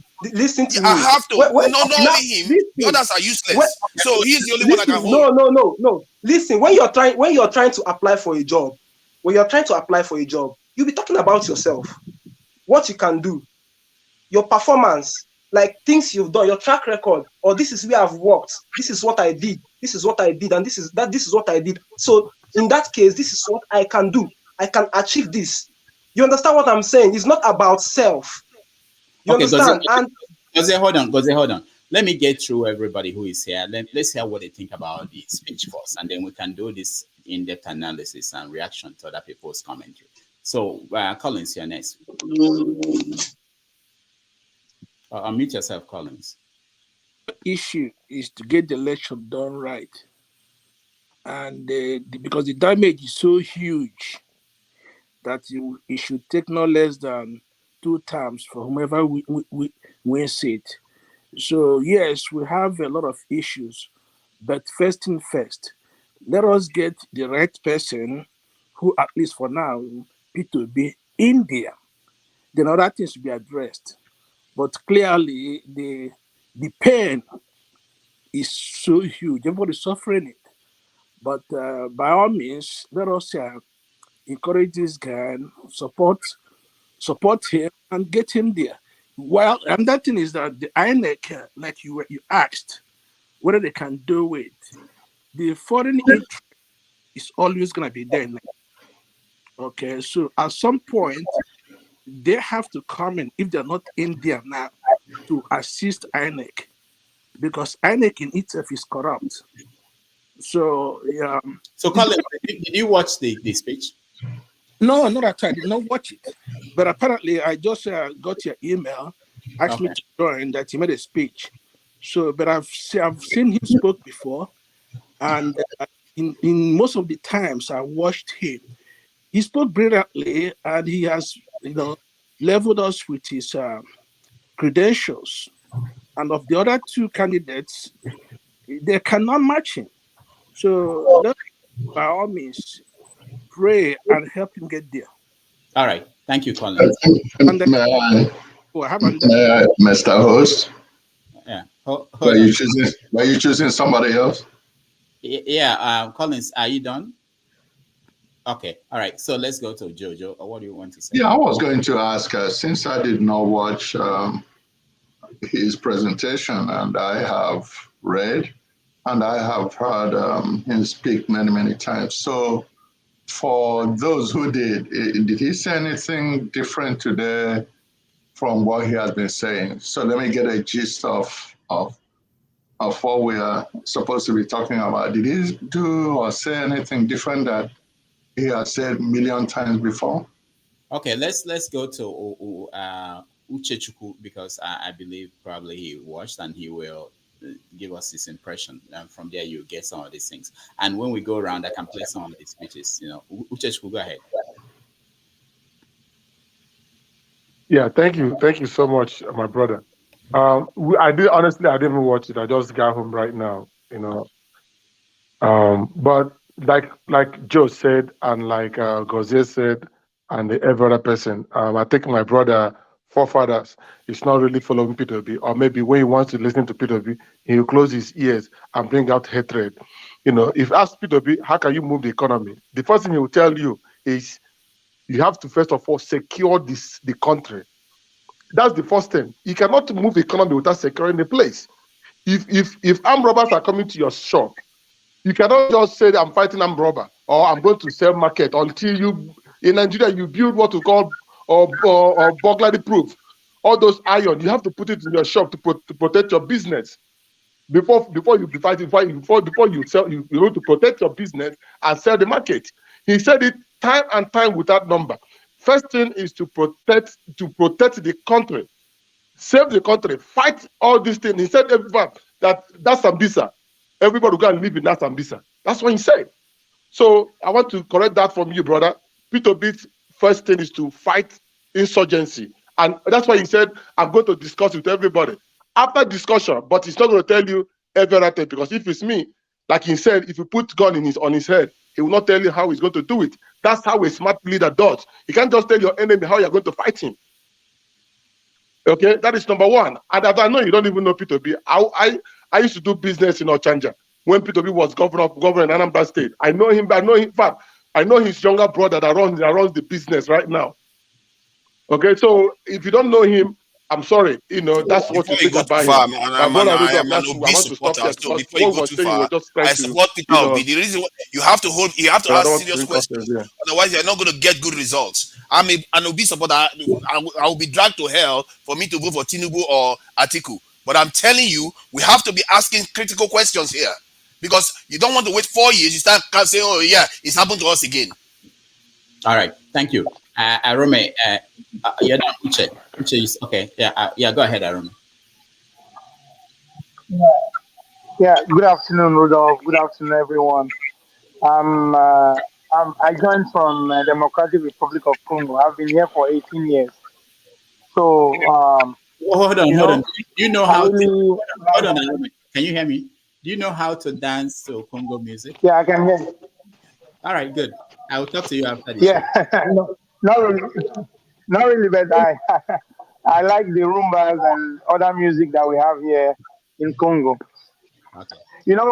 Congo here is a very poor country, and but one thing I can assure you, this country is very secure because the people are united, despite the fact that they have different tribes and cultures. But they form a kind of a brick wall that is very difficult for outsiders to really infiltrate their beliefs and what they stand for. So I can tell you, security is a simple something. But the problem we are having in Nigeria is not because we don't have strong military men or so. The problem we are having is that we as a country, we left our door porous and open for everyone to infiltrate and weaken our unity. And it comes to a point that no one cares for who the next person next door is. And this creates a lot of loopholes that we find today and having a lot of problem in the country. It's high time everyone in Nigeria wakes up. And it's an opportunity that we have in P2B. I'm not really interested in politics before. For many years, what has been happening is that foolish people who do not know their right from their left are being cajoled or pushed to vote for people who they don't really know what they are going to do for them. But it's the first time in my life that I'm seeing that people really want to choose a leader. And if we don't get it right this time, I'm really sorry for that country called Nigeria. Nigeria is surviving because of all of you and all of us that are living abroad, sending money home for people to be able to feed. If we stop for a second, there is nothing working in that country. I grew up in Lagos. I went to school in Lagos, but I benefited from the education program of Jack Conde, not Tinubu. When people talk about Tinubu making Lagos to be great and so on, it's never like that. It was even worse when people have been many people have lives have been destroyed. They become hoodlums collecting tax for Tinubu. That is the kind of people you have in Nigeria. And if care is not taken, that is going to be replicated all around Nigeria. That whenever we come home, you find people running after airplane to collect tax for your government. That's what you are going to have very soon. So people became somebody speaking out of his mind what he wants to do for the people. We are all talking here. We don't have any paper or anybody trying to speak for us. We speak our mind. And this is somebody who have at least one thing that he said he's going to do for the country. Guys, we should encourage our people back home to put this man there. And because one, he's somebody we can question, we can talk to anytime. There is none of those political leaders who are coming to present themselves for this office you can talk to. All right. Thank But you. this is somebody who you can talk to. And one thing about dredging of River Niger, you know, when you dredge the river, you make the water more deep and lesser. So when there is flooding, it's not going to take the neighboring community that is close to the river. But when the river is shallow, the water go outboard and it sweeps them all away. So dredging the river is economical and also is going to create even more opportunities for us to have our waterways, inland waterways, as a means of transport that will help, that will benefit the country. All right. Thank Thank you. you. That's my contribution. Thank you so much. Austin N, welcome to the show. Unmute yourself, Austin. I want to hold brief for forefathers. Forefathers is passionate about POB, so nobody should accuse him of being anti-POB. I understand the background where he's coming from. But I see that even Martin Luther King Jr., even after death, is still blessing us. I wouldn't have had the opportunity of being here today if not the holidays. So I thank him for still doing good for the Black. So, beloved, the Chatham House was a great outing. At least I watched the cross question session, and the P2B was just outstanding. He was just phenomenal. And what forefather said when P2B said we are going back to where we are coming from, he made a clear statement. He said Nigerian military was defending Africa. So if Nigerian military was protecting Africa, why can't we protect Nigeria? So that's a clear statement. And if you go back to what P2B did in Anambra State, I was in Omaya when P2B was in Anambra State. Anambra is the most difficult state to govern because you have 20% of the population very rich. And beloved, you know that most of you in the Western world, there's a level of money you get, and you don't get order from anywhere. So before P2B became the governor of Anambra State, the governor had no mouth to the big boys, but P2B came and forced everyone to stand still. And today, Anambra State is governable. Anambra State is where you see people moving around. So he's coming from a position that he is going to where we were. I remember as a kid, my dad will be coming back from Port Harcourt to Ungwa. I'm from Abia State. And we'll see a police officer late hours. They will escort us to the house. We'll drive in and they will go back. My dad will see somebody stranded on the highway. My dad will trafficate, will stop. If the person needs to be taken home, we'll do that. And tomorrow my dad will go to his house, pick him to get a mechanic to fix his car. No one dares that today. So we were somewhere before. But if we talk about going to the Western world, they brought our mess. And there's no way we can settle it without going back to them. None of us would like to be here today. We take the shit. We take everything they give us because of the coverage we're providing back home. I would have loved to be in Nigeria, but who would be glad to be in Nigeria? Insecurity, you are not there. But here you are here. The little kids that have no respect will talk to you anyhow. You are afraid of anyone. So back to the Chatham House. You see that Peter was talking from where he is used to. He was calling people by name. He was apart with them. He wasn't fidgeting.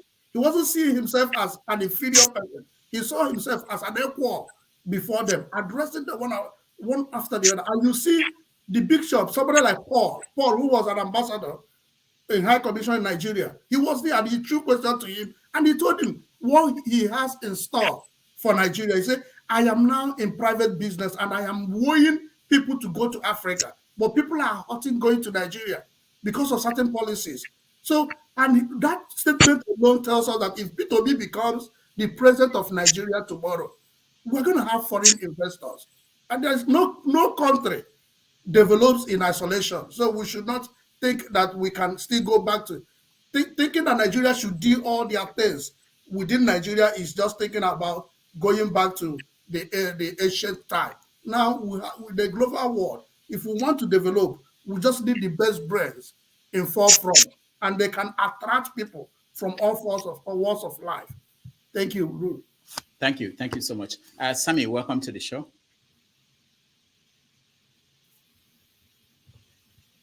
Sammy, unmute yourself. Yeah, good afternoon, Dr. Rudolph. Hi, Sammy. How are you? I'm very fine.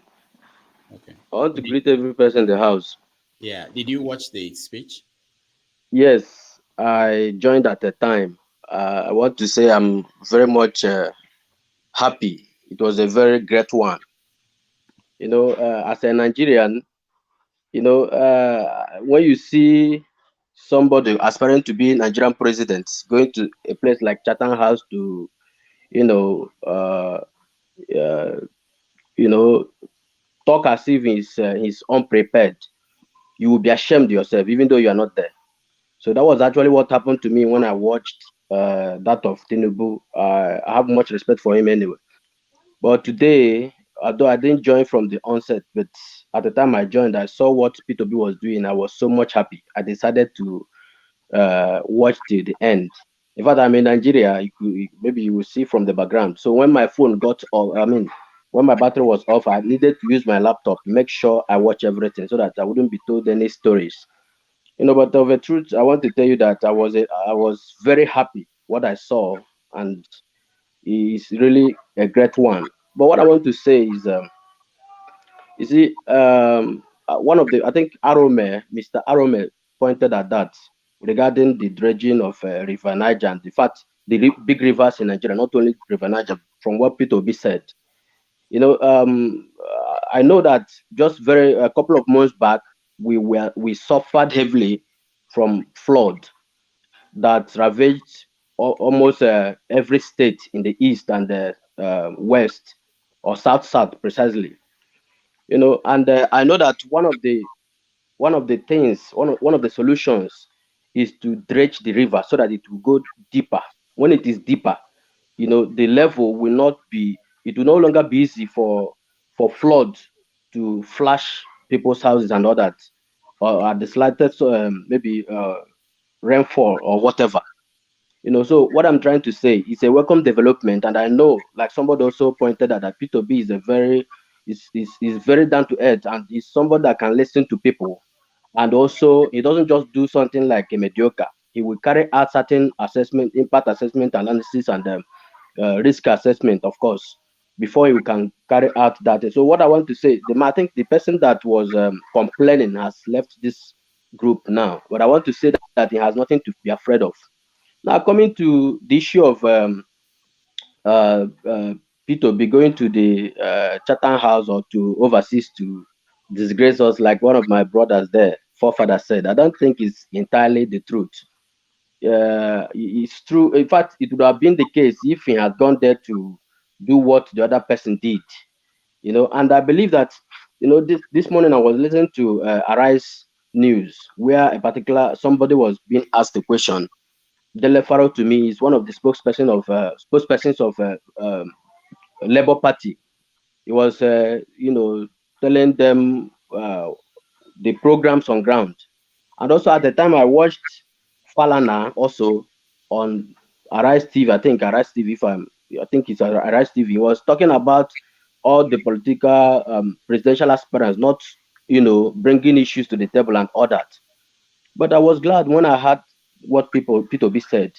The truth is that some of these things, they may not be able to say everything and give us details of what they are going to do. They are just human beings. But when questions are raised, we see them, tackling issues and then addressing certain issues. But one thing I want to beg Nigerians is that if we must go move forward, if Nigeria must get it right this time around, all of us should assess each of these presidential aspirants with open-heartedness. We need to we need to do away with ethnicity and tribalism and nepotism, because these are the things that have, held Nigeria bound and down all these years. All right. If you look at the current setting, please let me just say this: if you look at what is going on in Nigeria for 7.5 years, you see that it's just a case of a leader, valuing his people, trying to compensate his people more than every other tribe in Nigeria, and that is what is holding Nigeria down. And if it continues that way, that kind of politics, in the next maybe 4 years, there won't be any country called Nigeria. So what I want to say, people should assess all these presidential aspirants with open heart and vote the right person, irrespective of where that person is coming from. Thank you very much. All right, thank you. We appreciate you, Sammy. Okija Nakija, I'm trying to actually get someone who was at the Chatham House to speak to us. So I'm working on that while we hear your reactions. Okija, go ahead. Oh, okay. Good morning, guys. Rudolph woke up also this morning. Today is Martin Luther King holiday.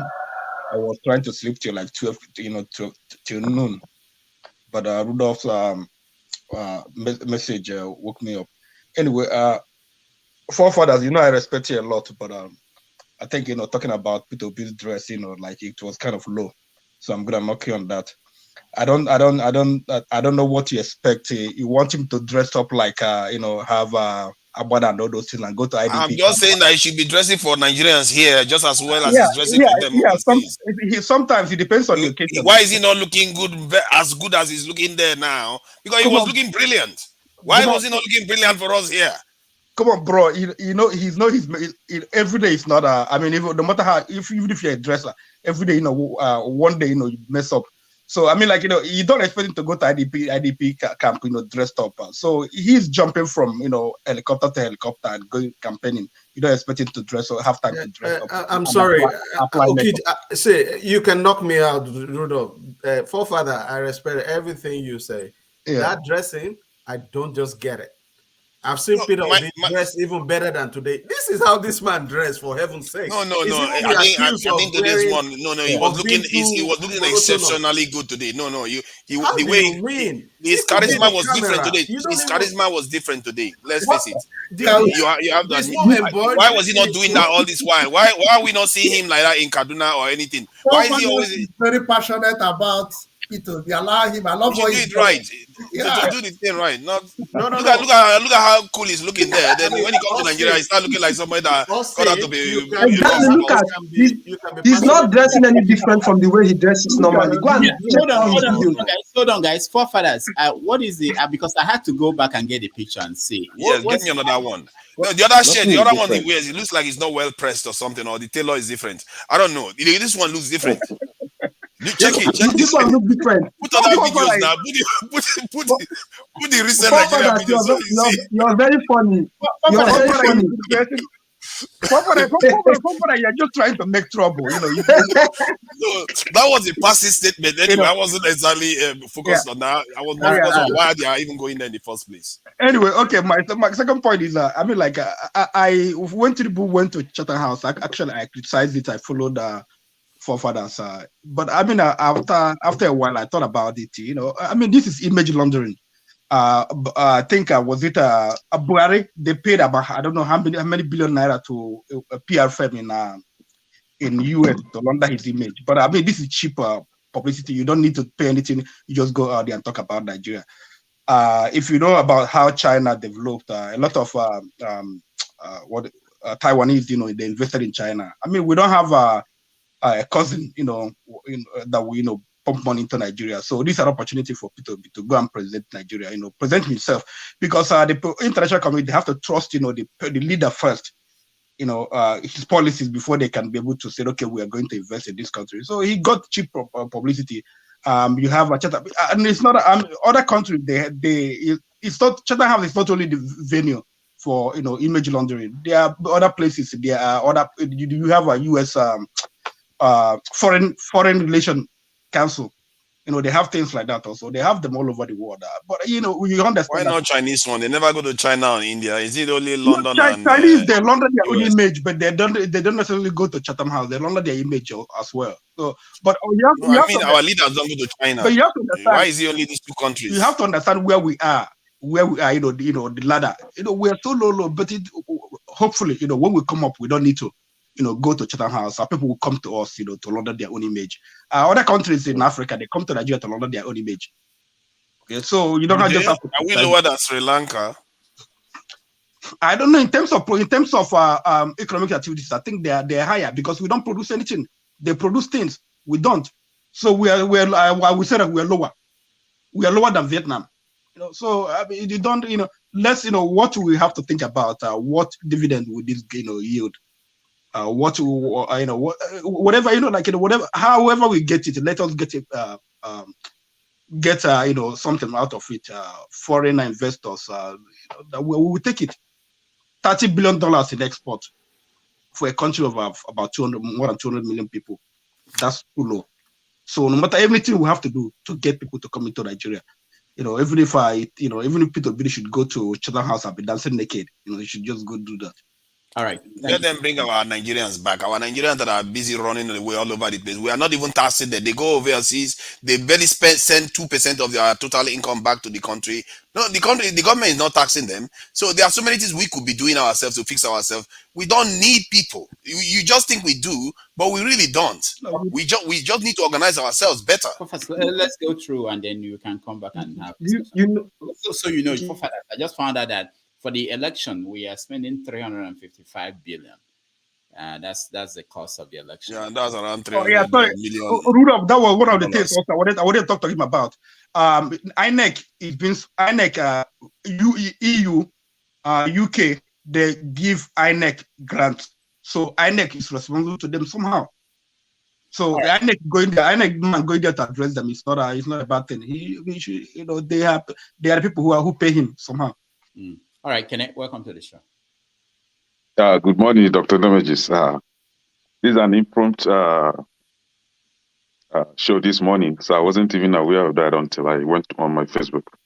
But this is it. I understand where forefather is coming from. I for one, I was against the Chatham House appearance last time, you remember? But seeing Peter Obi at the Chatham House today, I think I'm beginning to have a change of mind, just like Augustine did. And my reason being that I think the appearance of Peter Obi today is kind of set a standard, a kind of should I say benchmark, where you have a distinction between excellence and mediocrity.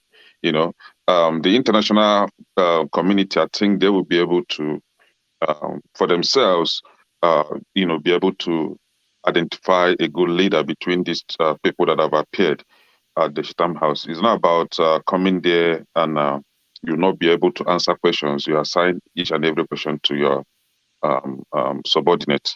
But here you have a man standing tall, giving you answers to each and every question, assuring you that he's going to take that country to a greater level. Talking about the security issue, I don't think Peter Obi should be exposing his whatever plans he have for the security of the country to the public.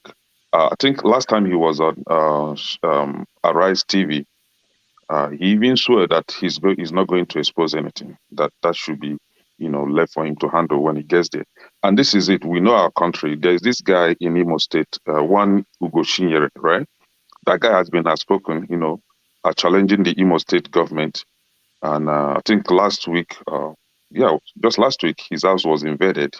And I think he escaped, being killed. This is what you have in Nigeria whenever you talk, trying to probe the cabals or the criminal gangsters that we have in that country. They come after your life. And I think Peter Obi is trying to be, smart handling this security issue, because you and I know that the security issue in Nigeria is a planned or arranged way of making the country dry. And you know how much they budget in security every year, and nothing impactful has been done about that. And I think Another reason why I retract my being against the Chatham House is because I think they are using that platform to kind of demand for cooperation from international body and also seek for equality.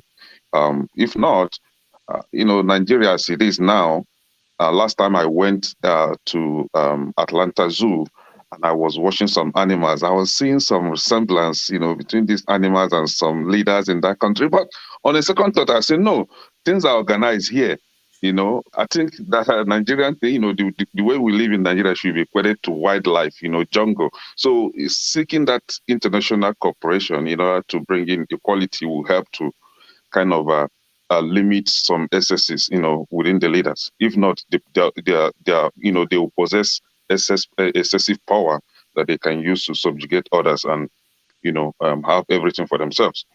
And for the P2B's dressing, I don't know why Forefather is so particular about his dressing. You and I know. There was a time You during guys are the one making a big deal. I just yeah, said it for a during flippant no, second. Everybody's talking about yeah, it. let me tell you why P2B should dress smart and dress better now, because P2B, I think in that Chatham House, is well regulated in terms of the atmospheric condition or whatever you call it, the AC. They have better AC, better electricity. So you can wear any clothes and still feel good. But in Nigeria, everywhere is hot and dusty, man. You don't expect him to wear that kind of expensive dress in a dusty environment, There was a time during Ngige's regime in Anambra State, whenever I get to Opiweka, if you know Onisha too well, Opiweka, sometimes I got there very late and I need to go home. So I have to, what I would do? I will fold my trousers, fold it like just to appear like a rascal, so that I will kind of deter criminals, from coming after me. So I will just dress like an aboro, and then I'll have to walk from Opiweka to wherever I will get bus to, proceed my journey. So in Nigeria, you dress like them. When you get to the foreign country, you dress like them. Sorry, Here you are, you have I your hoodie. disagree with you. Can they say it? Can they say it? P2B is downgrading his dress Go to Google, when in type Nigeria. Peter Obi and Is that click what on they say? images. You Yeah. will find Yes. you will find Peter dressed even better than today Yeah, in Ebi, Nigeria. I understand The you. point you're making, Kenneth, is to I justify understand that you. there's something different. No, Nothing is different. I'm using the worst case Yeah. scenario now. I understand what you're saying. I understand. You and I know that P2B always dress smart wherever he is. But I don't know why Forefather is so particular about that. All right. So yes, Can I thank you? I support P2B, as you all know. He's the only one making sense so far at Chatham House, and we pray that. But the unfortunate part of it is that you see this Chatham House presentation that they're doing right now. When you get to Nigeria, it's only the elite, the well-to-do who can afford data that will be able to watch this. Go to the villages where they don't have electricity, even the cities. They barely watch this program. They barely follow up with this kind of program. So we the diasporans are the one actually debating on all this kind of thing. But in Nigeria, just select few are able to watch this kind of thing, and that is why we are calling for a better government where there will be electricity everywhere, there will be internet everywhere. People will be well informed. Okay. Can be able to choose the right candidate. Thank you. CM, welcome to the show. CM, were you, I know you're in the UK, were you at Chatham House? CM, no? Yeah, CM. Keen. I sent him paper yesterday. I don't know why he hasn't upgraded it. CM, go ahead. We are laughing. We can just make us laugh whenever we call you. Okay. I wasn't at the Chatham.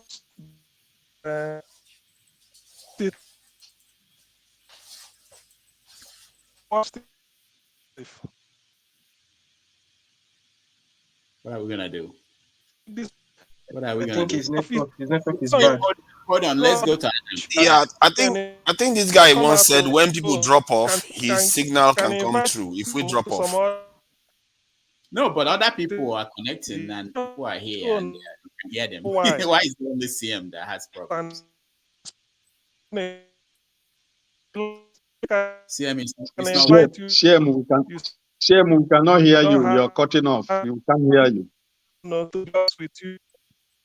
CM will come back Can to you you. try Okay. to come back here? Adam, welcome to the show. Adam, unmute yourself, please. Okay, CM brought the spirit of Adam. Can you hear us? Adam has froze. Yeah. You froze in the Bible. Adam, can you hear us? All right. So we'll move the conversation in a different direction. So can we now say I wanted to know people in the UK if they could check tomorrow for us if there is any newspaper or any TV station that will carry this event.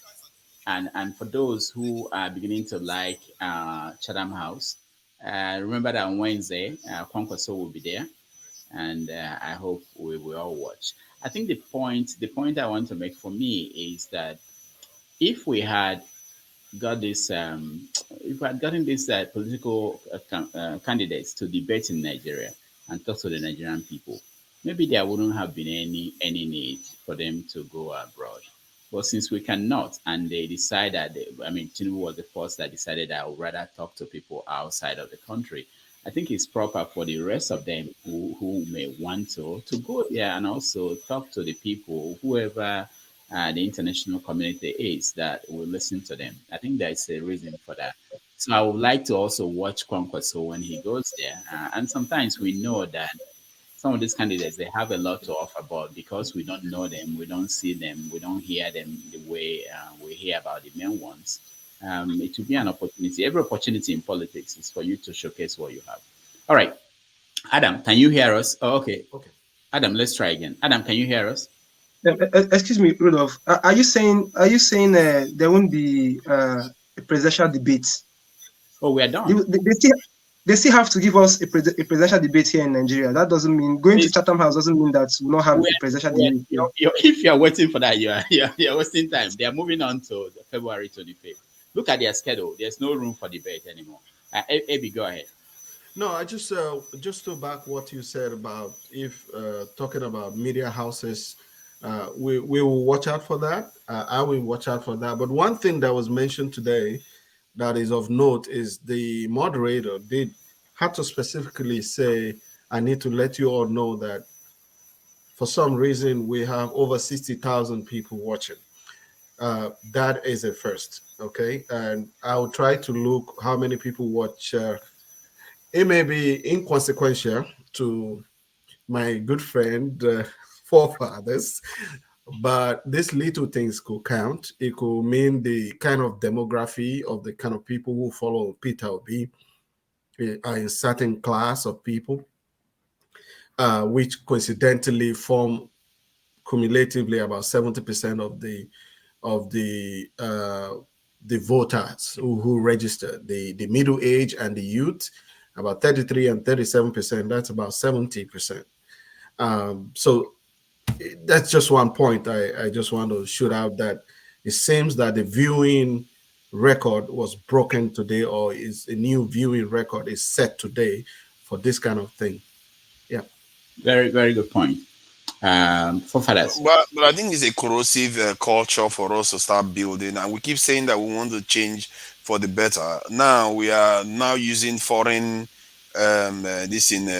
capitals and publications or news outlets as a measure of how we elect our leaders, and that is a corrosive culture. We really need to pull away from it, because Nigeria belongs to a class of countries that cannot afford this.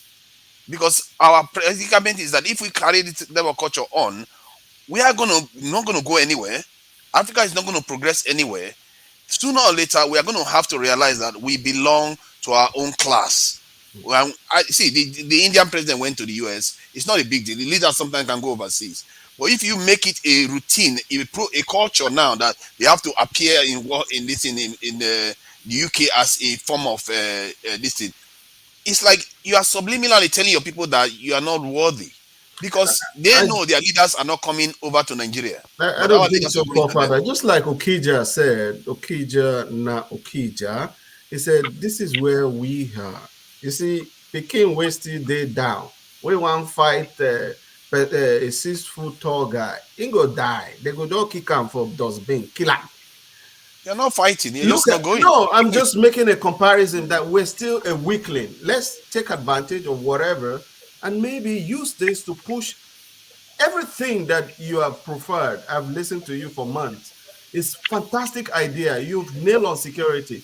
While you and I are abroad, I went to Nigeria recently. Now with prayer and juju and all scheming. Now I take waka, go my village for so they come back. They deny people of information, not knowing where I am. Maybe they don't kidnap me. So you're right. You have something, but I think we need to come back to a realization of where you are and begin to map My fear strategically to get out of it. I hear what Sometimes you are saying, and I hear what Okija said, because we have to know our position. Yes, it's true. But I fear that we are playing a game whereby we expect the boogeyman to fall down and die before we go and build our own. I don't That think is not so. going to happen. They are No, I watching don't us think closely. They are watching every single movie. Because if I was the one on the other side, they are watching every single move we make. If you think you're going to outsmart them, you are mistaken. The only way you can do it is if you stand up on your own and be ready to take the hits when they punch you, or you tell them, "Don't punch me. If you punch me, I'm going to hit back." Then you go and because Peter Obi has the power, or he's about if he becomes the president, he will have the power to change the direction of the country. But sometimes other people, even if you when you become successful, your friends they will not like you.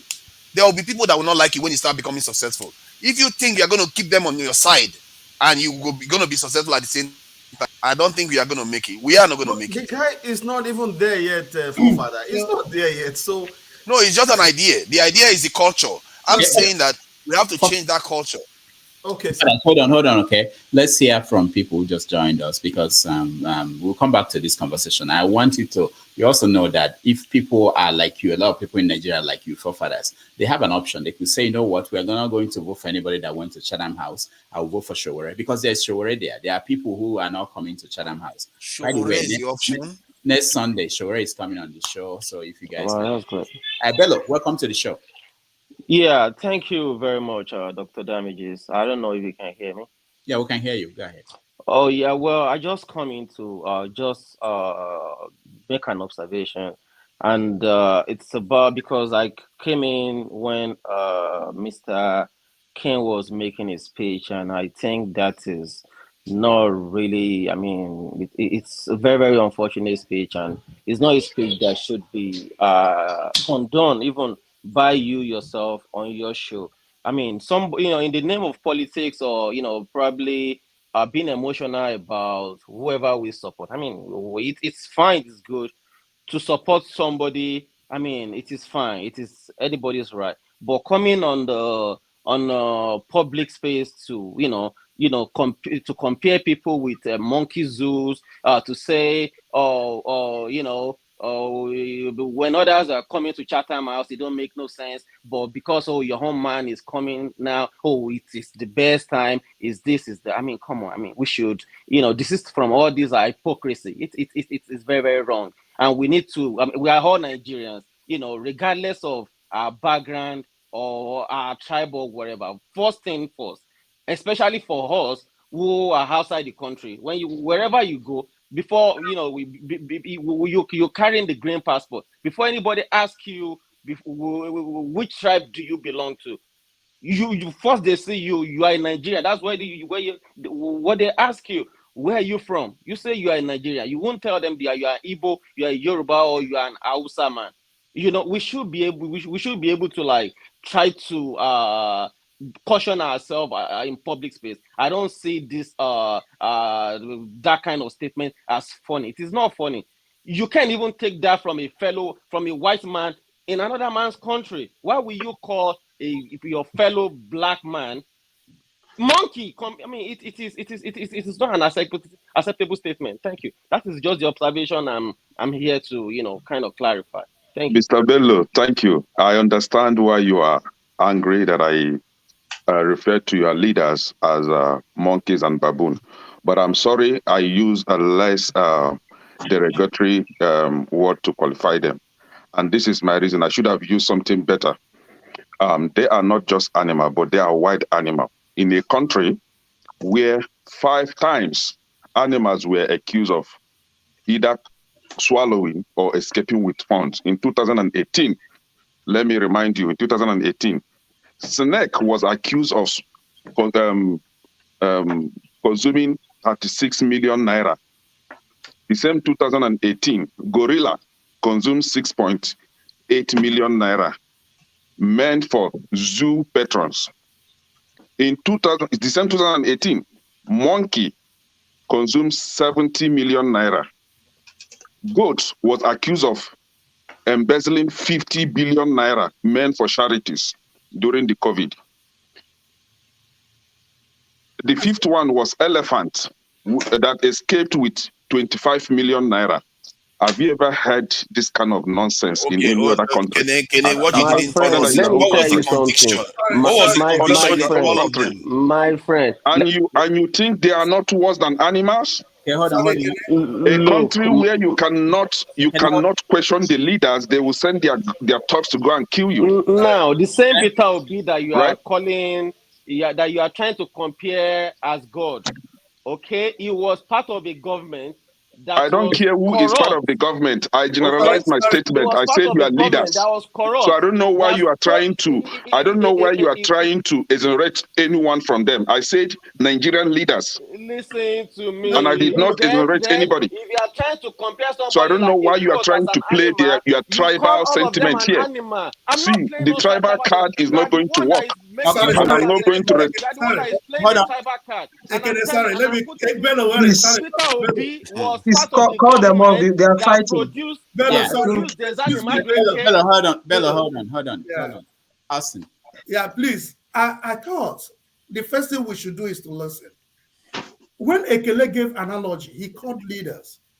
But Bello had a certain part of the country. When you call leader, he's calling Hope Uzodinma, he's calling Orji Zokalo, he's calling T.A. Orji, he's calling every one of them leader. So I don't know why you had from your own part of the country. I mean, you are the one that is really provoking the cultural sentiment here. He used the word leaders, and our leaders are like animals. You can't differentiate. and he's not wrong. And he's not wrong. So I don't know why you're angry over that statement. Let me also say Bello, this. calm down. I We know. are not fighting, Hold on. right? Can I hold on? Yeah. Let me say this, Bello. I understand, and maybe one of the reasons why this program is different is two things. One is that it's have your say, and as much as possible, we want people to have your say, and also we trust that there are people like you, people who are watching at home, who can differentiate, who can be able to say we don't agree with this person, and they air their view too.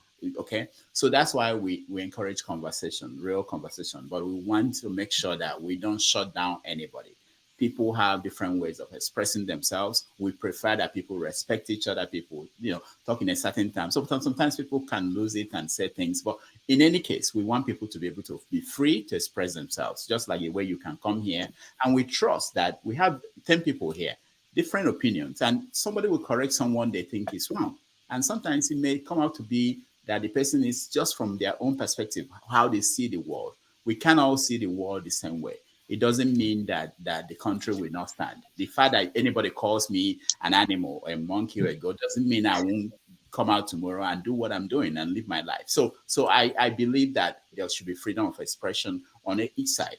Those who are opposing something, those supporting something. But at the end, what I tell everybody here is that the image we portray is how we are seen, and we go about our lives and we see people who identify us because we are here, we're on different platforms, and that's how they will see us. So if you're comfortable the way you want to characterize the country or the people, that's okay. If you think, I know people who think that everything is perfect in Nigeria, that we should all be happy, we shouldn't complain. That's their position. So thank you. Let me hear from Rudolph, Express. let me just say something about what Bello said. I think what we should be observing from our people. Kene said he didn't like when this in Tinubu was there, and because he saw Peter Obi now, he starts admiring this. And I think this is what we tend to do with everything else. When it's our own person, we excuse It's unacceptable culture. Don't say our own And we person. shouldn't do Don't say that. our own person. So somebody we support. Somebody we did say support. I that. don't know I care about one person. Somebody we support. A corrosive. Forefathers, let me clarify this further, right? Okay. My statement concerning the Chatham House is entirely different from when I generalize what I referred to Nigerian leaders as, right? When I referred to them as animals, whenever I'm doing that on this platform, I wish that they are watching this program so that they will hear that their own citizens are referring to them as animals.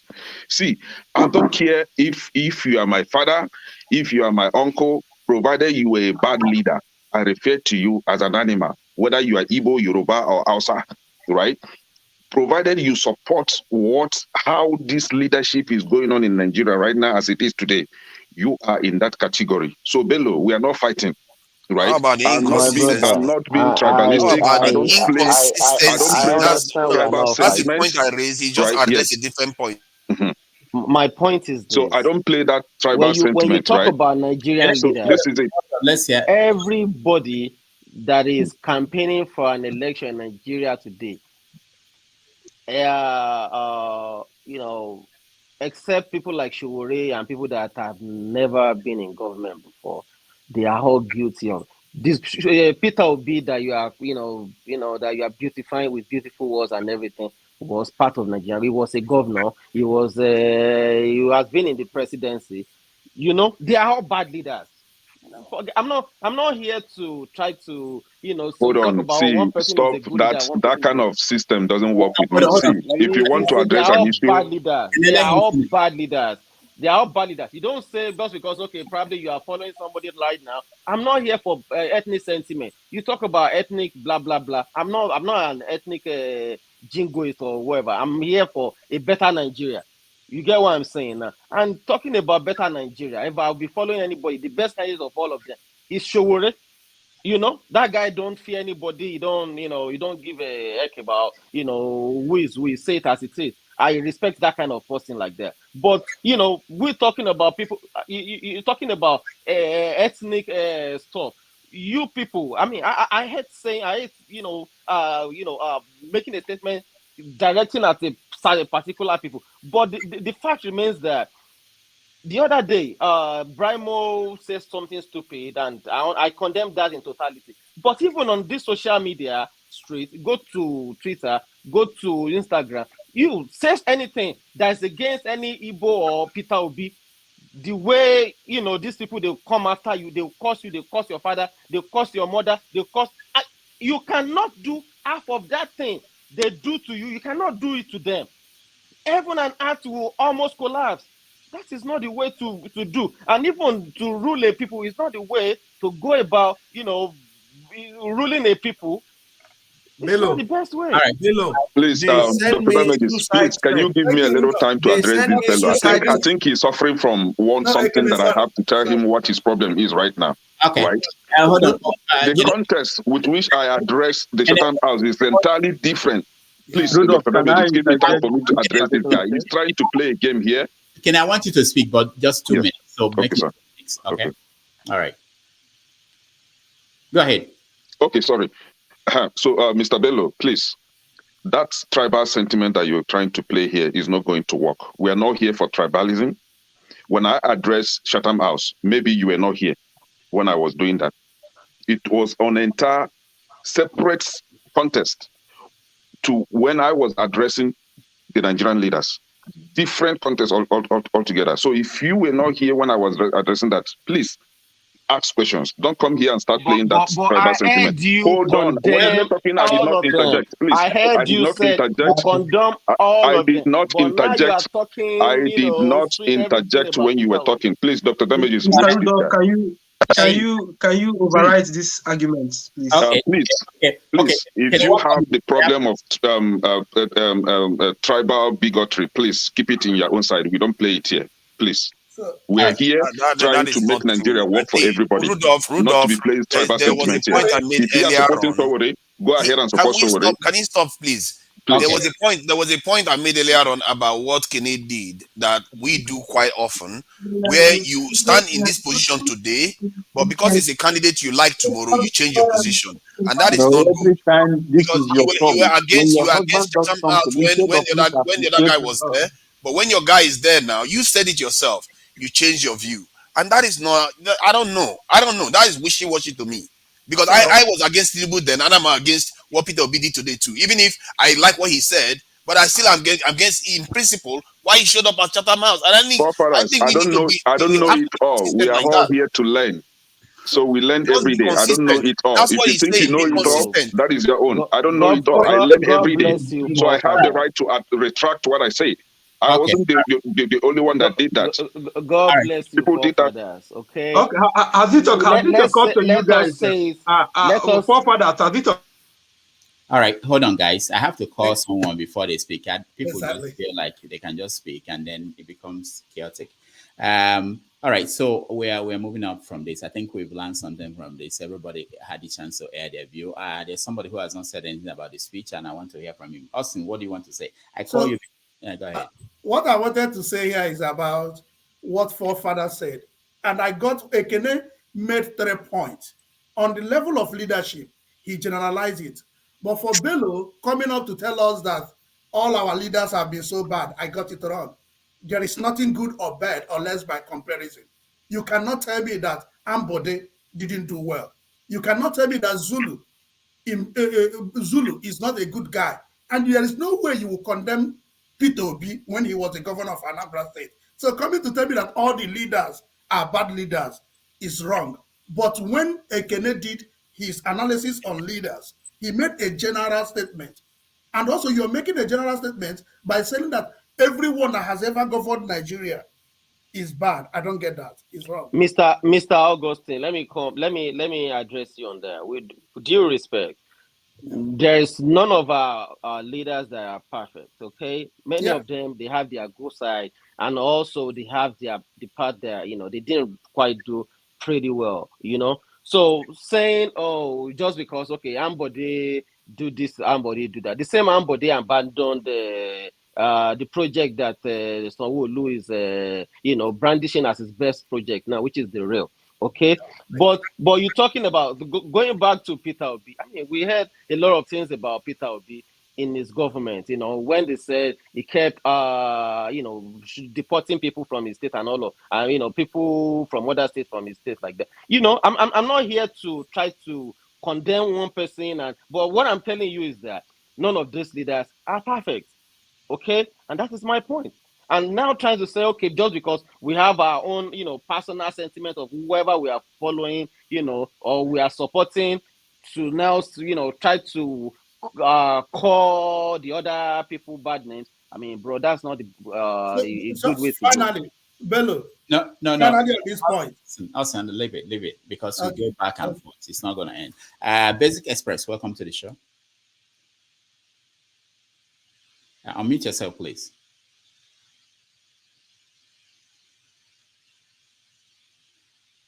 Oh, he can't find the button. Oh, okay. Yeah. Yeah, go ahead. Yeah. Did you watch the speech? Because No, I have not had the privilege of watching the speech yet. Okay. But I am here observing the conversation that is going on here. Okay. And I would put myself in the category of a senior citizen. And here is why I would do that. I am here on a second missionary journey. Not by choice. I will start with displaying this passport, which possibly some of you have seen it. I call it the passport of Malamilia. This passport was issued as far back as 1976. That's my passport. And when I came to the United States, I did not know that there was such a thing as racism. Everybody was the same. And I'm sure some of you have witnessed the same thing until you live in the society. Briefly, in the conversation that we're having here, you may have read the book Animal Farm.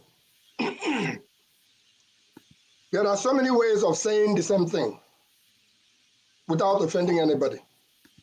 Only the person who is guilty will look at themselves and see themselves in a picture that you have painted. You don't need to call anybody's name. And if you have to call names, you will directly say the reason why you are calling names. Why do I say that? And it's not everybody that loves all our leaders. If you go to certain part of the country and mention a particular leader, people may want to stone you. For instance, if you go to Igbo land and talk about Sam Bakwe, there are a lot of people who will tell you, don't go there, leave it alone. Those were the good old golden days. Fast forward, we here are the face of the change we are intending to bring to that country, our country, called Nigeria. I received the flag and a cup in 1960, ushering in Nigeria's independence as a child. With that, wherever I go, I represent Nigeria, regardless of what has happened through the course of the war. I came here, finished, went back in 81, did the National Youth Service Corps, obtained my certificate, spent 9 years on the ground, learning both sides of the coins. That equipped me. Of course, we all speaking here, we know the right and we know the wrong. What is right is right. What is wrong is wrong. Black is black, white is white. You can't paint it otherwise. So in a nutshell, like I said, I have not watched the speech, but I've followed the Nigerian political rigmarole and what is going on now up to date. My appeal to us, folks, is that let us not only be civil, let us show the example of what we are trying to do for our people in Nigeria. But let us also bear in mind that they are looking at you, me, all of us. They are looking at you as outsiders. You want to come and bring that to your sense, to come and change us. They are resisting, and that is why all the garbage that is going on continues to go on in Nigeria today. So without much ado, I will continue to listen. I just wanted to say, I declared myself a senior citizen. Don't even ask me how old I am, because I may not be able to exactly tell you. But I think I bring to the table some level of appreciation of what we are discussing here. That's why I said I've not listened to Peter Obi's speech at the Chatham House. And then talking about why do they go to Chatham House to go and have conversations there? Esther codes, if anybody tells you how much millions of naira or dollars have been sent for them to go there, you will shake your head. All right. Meanwhile, we have been asking for them to have a debate in Nigeria, which we now know is not about to happen. It's all about how much catch and carry. Let's stop this, find a way to stop this catch and carry approach. Let's find a way to let them know, please spend our money wisely so that we can be able to, and our children will be able to come back to Nigeria. All right. Thank you so much. Thank you so much, Basic Express. Let's look at something just in rounding up now. I saw this headline, and it says Atiku didn't reply to our invitation, Chatham House. So there was an invitation for Atiku to appear at Chatham House. He did not reply them. Moving forward, we know on Wednesday that Kwankwaso will speak. What are you expecting to hear from Kwankwaso? And I'll start with you there, Eddie. I expect him to speak well. Honestly, if not for equity that me as a Yoruba man believe right now is a turn. Now, Peter Obi doesn't like this, but it's part of, this doesn't diminish the individuality of Peter Obi that he presents, cerebral, with good antecedent. Please, this statement I'm trying to make is part of how I align with the Afeniferes from my region. That for equity, Peter Obi should be, an Igbo man must be the president of the country, and there's nothing wrong with that for equity. If not for that, if let's say Peter Obi was not in this race, and for the fact that we have not had an Igbo man be president, it must happen. If it was Kwankwaso and the Bala Bulu and Mekano that are there, of course, I would choose Kwankwaso based on his antecedents, his level of intelligence, what he has been, how he has presented himself. I will. Bello, Mabino, Bala Bulu knows himself, and you can't stop me from saying that. Bala Bulu blah. So Kwankwaso is a cerebral man, and I expect him to do well. We know that the crowd and the viewing will not be up to today because we know the leading candidate today, irrespective of four people tweeting, all those nonsense has collapsed, and it will collapse on them on February 25. Thank you. All right, thank you. For Father. Yeah, it's interesting. Atiku hasn't accepted the listen. I guess in my dreams, I expect Kwankwaso to go there and say, enough of all this. We are not doing this from this place anymore. I'm going to Nigeria to have a debate. But I can always dream. But one of the issues I have with Kwakwanso recently, because he's a very charming politician. I actually like him and some of the things he's done, his policies that he's been doing over in his this in Kano, or the area where he's from, is quite good, solid. He has solid results. Um, but recently, he's been saying some things that I find very disturbing. As a somebody that is aspiring to be a senior politician in Nigeria, he's making tribal noises, and that is just not appropriate at all. And we have to start setting very high standards for this. You can't come around and expect to be a leader of the country and you are using tribal and religious tropes. You can't be doing that. And this is one of the aspects that gives P2B a leg up to, because P2B doesn't indulge in all these things, and that's what it should be like. We can't be having leaders that come and do this, and I think that for me, in my eyes, that has tainted Kwankwaso to me. And just like we showed, everybody likes to say he's great and all the rest. But the moment he keeps talking about mercenaries, it's useless to me. And people need to start setting high standard, because in the end, when someone like Juan Kanso does what he did, except he says something that shows that he's actually trying to bring the country together, I might consider that. But he's not once he said that. He's not twice he said that.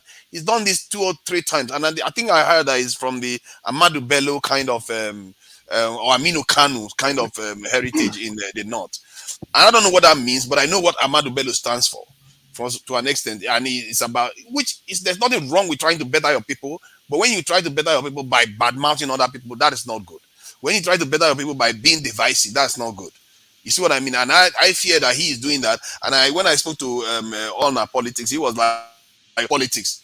That's not politics. Because the country is going to remain after that, after the election is decided. So from my point of view, I don't know. I'm just going to listen to him. I don't know what I will even listen to him. I really don't know.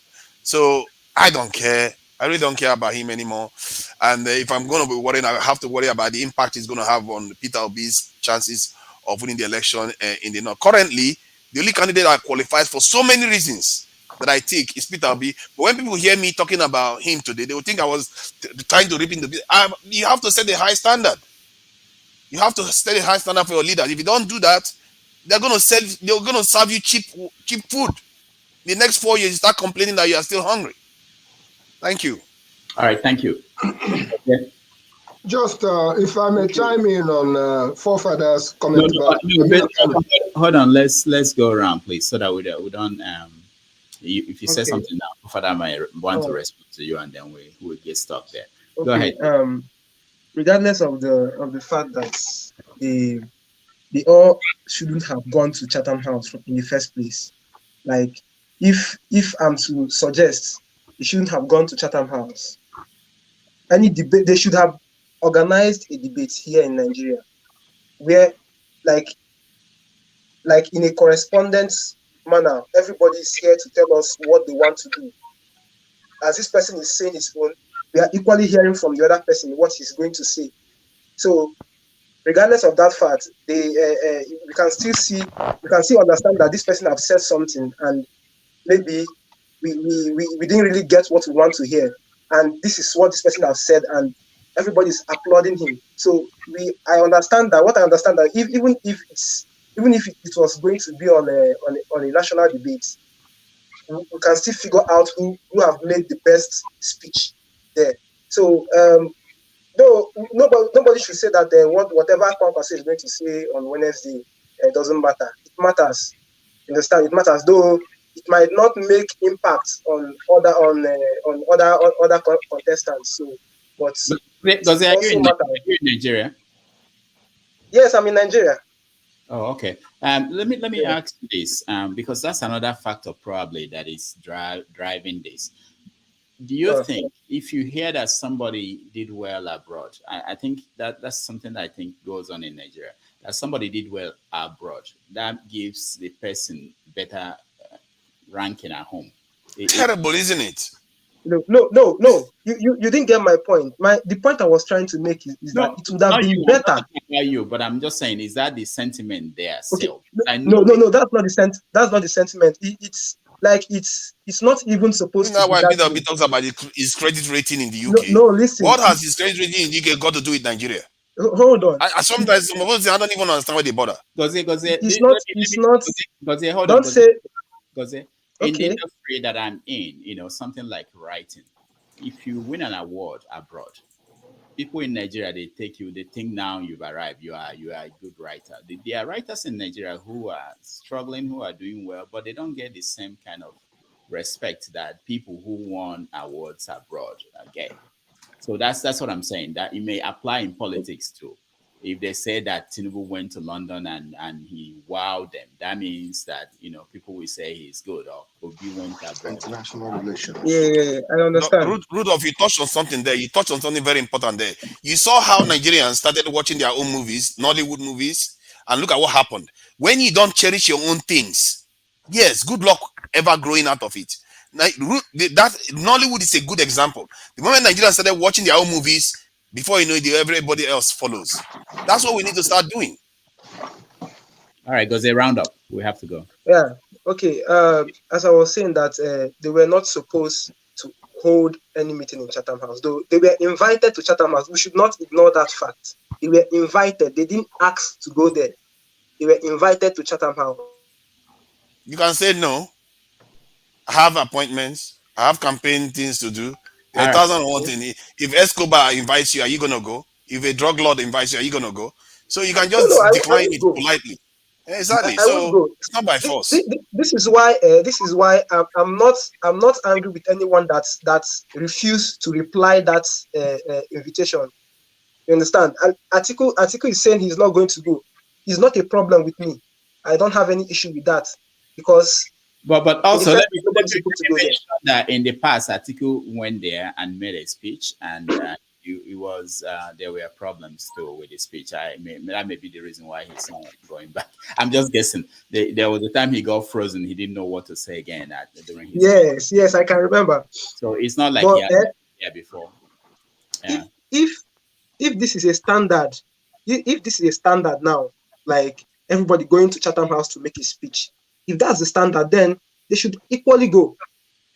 That's my view. All right, go. Yes. Thank you. Yes. Awesome. Right. We have two issues here about going to Chatham House and what we expect from Kwankwaso. From Kwankwaso, I am not going to expect excellency. I'm going to expect something that is neat. He's a neat guy. I'm going to expect something that is mature. But my problem with that is the problem of equity and justice. And I hate the fact when rules begins to change because of certain people and particular people. It's offensive that after 8 years of Buhari, somebody in the north, at this point, we have a culture. And when we talk about culture, we should be able to know that we are at a stage at this point. Somebody coming from the north to say that he's the one that will be the best thing that will happen to Nigeria is a problem on justice. It's a problem of justice in the sense that the same people walked away when everyone said good luck has not completed his tenure. He had a constitutional tenure, but they walked away and they worked against him, and he lost the election. Now, the same people, after having somebody from the same area for 8 years, wants to continue. What is the morality? What is the justice around that? Well, Kwankwaso is a nice guy. He's a sweet guy when it comes to presentation. Now, on the issue of going to Chatham House, I don't have an issue with that. But I have become so saddened with your statement, Dr. Damages, that we are not expecting debates from these guys back home. And that will be the worst thing that will happen to Nigeria. If those guys will not line up in front row and address the country. And whoever that has initiated that, and some people are supporting that person, is a shame to our country that we have someone who says he won't talk to us.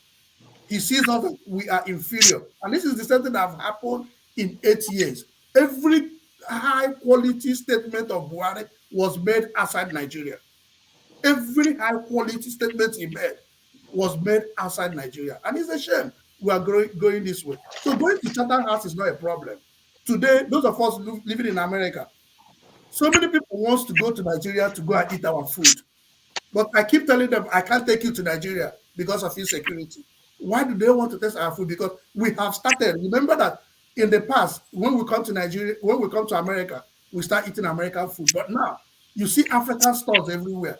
People are, if they, even in the office, some people carry food into their office. The white people say, this is smelly. Say, your own is smelly too. So we have grown to the point that they have started liking our food. So Chatham House is a place I see that we can sell what we have. If P2B becomes a president tomorrow, because of what he has done in Chatham House today, the world will be more interested to investigate and trace him. So if you don't come out to the open and sell yourself and present what you have, if you remain in the cocoon, nobody will ask after you. I tell you that P2B will win more grant, or if Kwankwaso becomes president, he will win more grants than Tinubu because of the two presentations. What P2B has done, what I'm expecting from Kwankwaso, more international world will be interested in them. Now it depends on them. Some of us in the Western world are still playing puppets to the white people, but some people have said the difference is not in the color, it's in the head. So if P2B is the class of people that says the difference is in the head, if he becomes the president, nobody from any part of the world will play down on him. They will be equals, and he will be able to carry Nigeria to where every right-thinking Nigerian wants Nigeria to be. Thank you. All right, thank you. Okija, you're next. First of all, for those who are talking about Kenny and his decision flip-flopping on Chatham House, probably you've watched a dance, music, the music is playing, and the dancer is having a bad dance, and because of that you hate the music, and then someone who is a good dancer comes to dance it, and then you become in tune with the dance and the music. So it could be that maybe the last performer wasn't good, and so this performer was better, so he changed his mind. So a man has the right to change his mind. A man who doesn't change his mind, is a fool. Not when the music is bad music already. Forefathers. If the music is saying F your mom, F your mom, F your mom, F your mom, no matter what the dancer is, you should renounce both of them. Okay, no problem, brother. Until we get there, we will not renounce the music. Kwankwaso, to be honest with you, he has good policies, and but this thing from the Bible, it's not what defines a man is not what goes into the man, but what comes out of the man. Because from abundance of the heart, the mouth speaketh. Kwankwaso, he has good policies, but he thinks he's a flawed candidate. I'll vote for Atiku before I vote for Kwankwaso, because Kwankwaso is ethnic jingoist, and his people, the statement they made about P2B, took me, but I couldn't believe that a politician in Nigeria would make such statement. I mean, like, right now we are trying to be inclusive. I mean, because to be honest with you, for the first time in Nigeria, I've seen Nigerians coming together, achieving ethnic sentiment and all those things, especially around P2B. And I was on with Rudolph on NigerianWorld.com, the battle that went there. But after I've seen some people coming together. But then the politician who's supposed to be they are supposed to be the leaders, bringing people together, and they are the ones who are driving, putting the dagger and helping the fire. So no matter what he said, even if he's going to transform Nigeria, I don't I don't like that candidate at all because of his ethnic views. And so it doesn't matter to me what he says there. It won't change my mind. So he can go there and mess up. He can go there and come out with flying colors.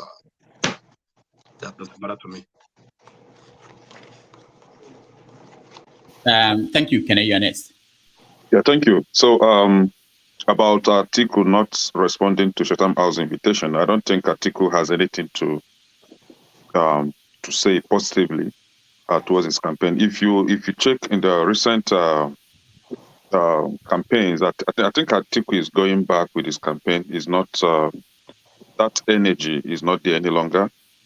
And personally, I think the reason why they are slowing down with the campaign is because of funding, because their money-making machine or the funder, which is what's his name, Wike, hasn't been able to fund the party any longer.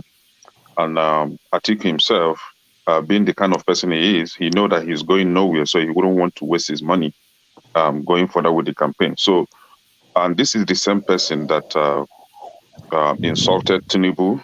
I think he referred to Tinubu as a disgrace, that he went to Chatham House to disgrace Nigeria, apologizing to the UK government and to international bodies that they shouldn't take Tinubu as though this is how Nigerians are.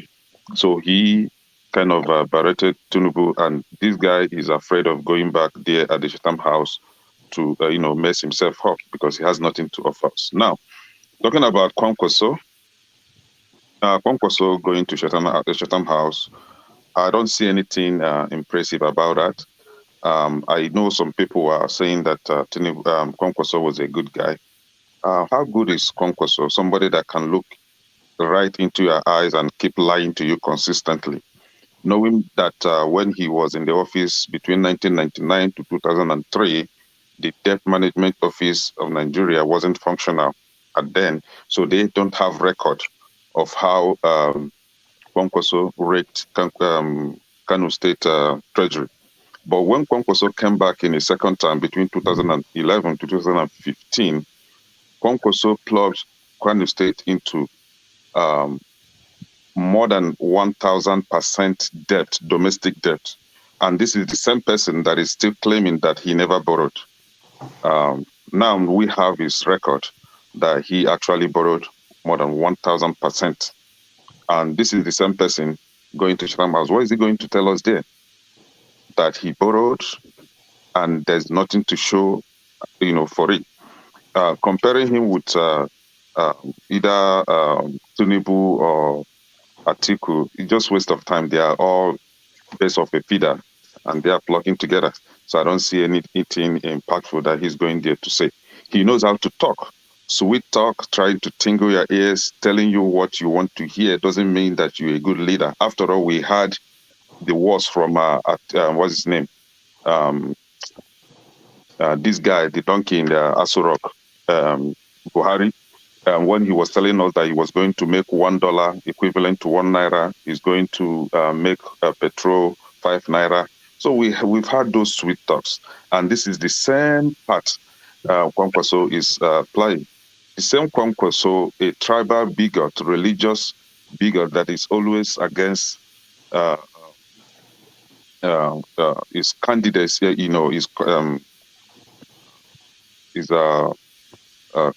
competitors based on tribal and religious sentiment. This is the person you want to make a leader.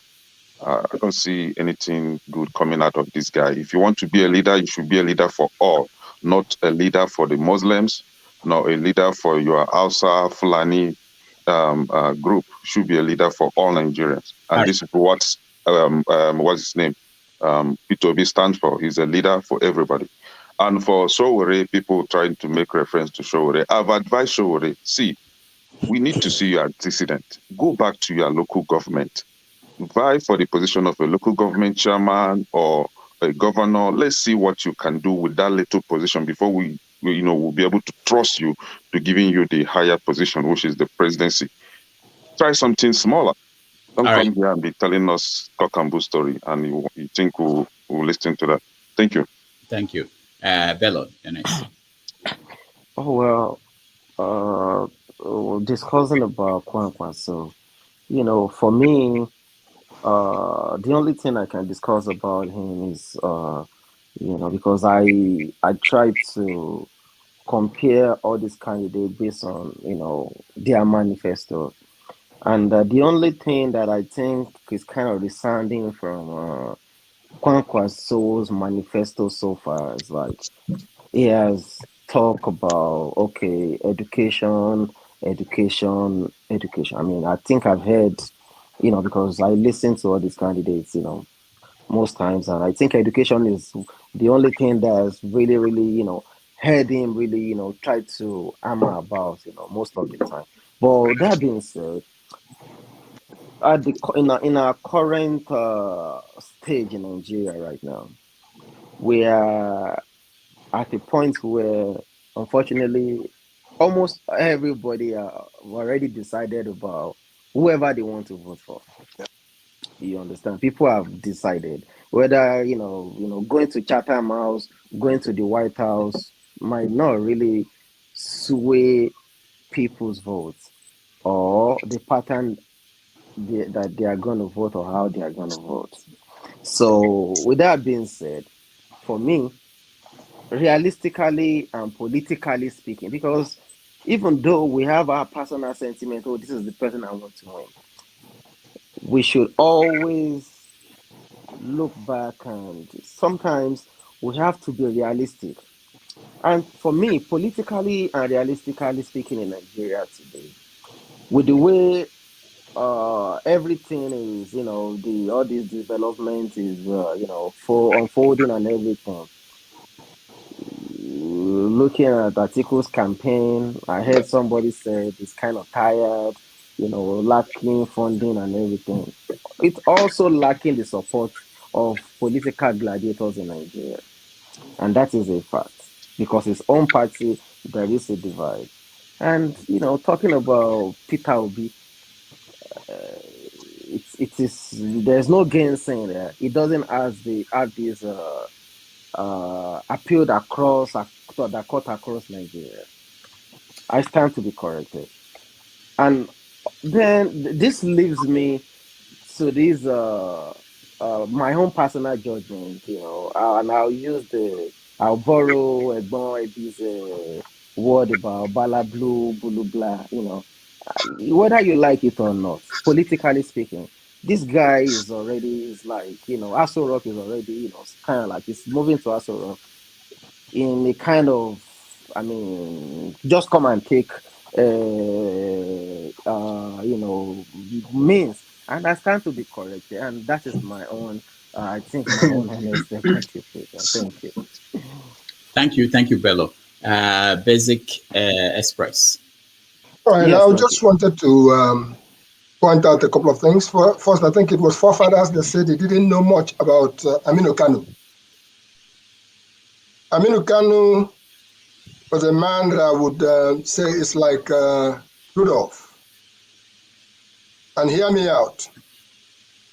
Aminu Kanu is somebody that we in the East will compare him to Francis Akano Ibiam. Aminu Kanu was somebody who owned no properties, even at the point of his death. Go and check the records. What does that mean? Majority of the rest of them have plundered the public funds. So I just wanted to point out, so when you talk about Aminu Kanu, because I hear you didn't know much about him, I grew up in Jos myself, St. Teresa's Boys School. That's where I went to school, Jos.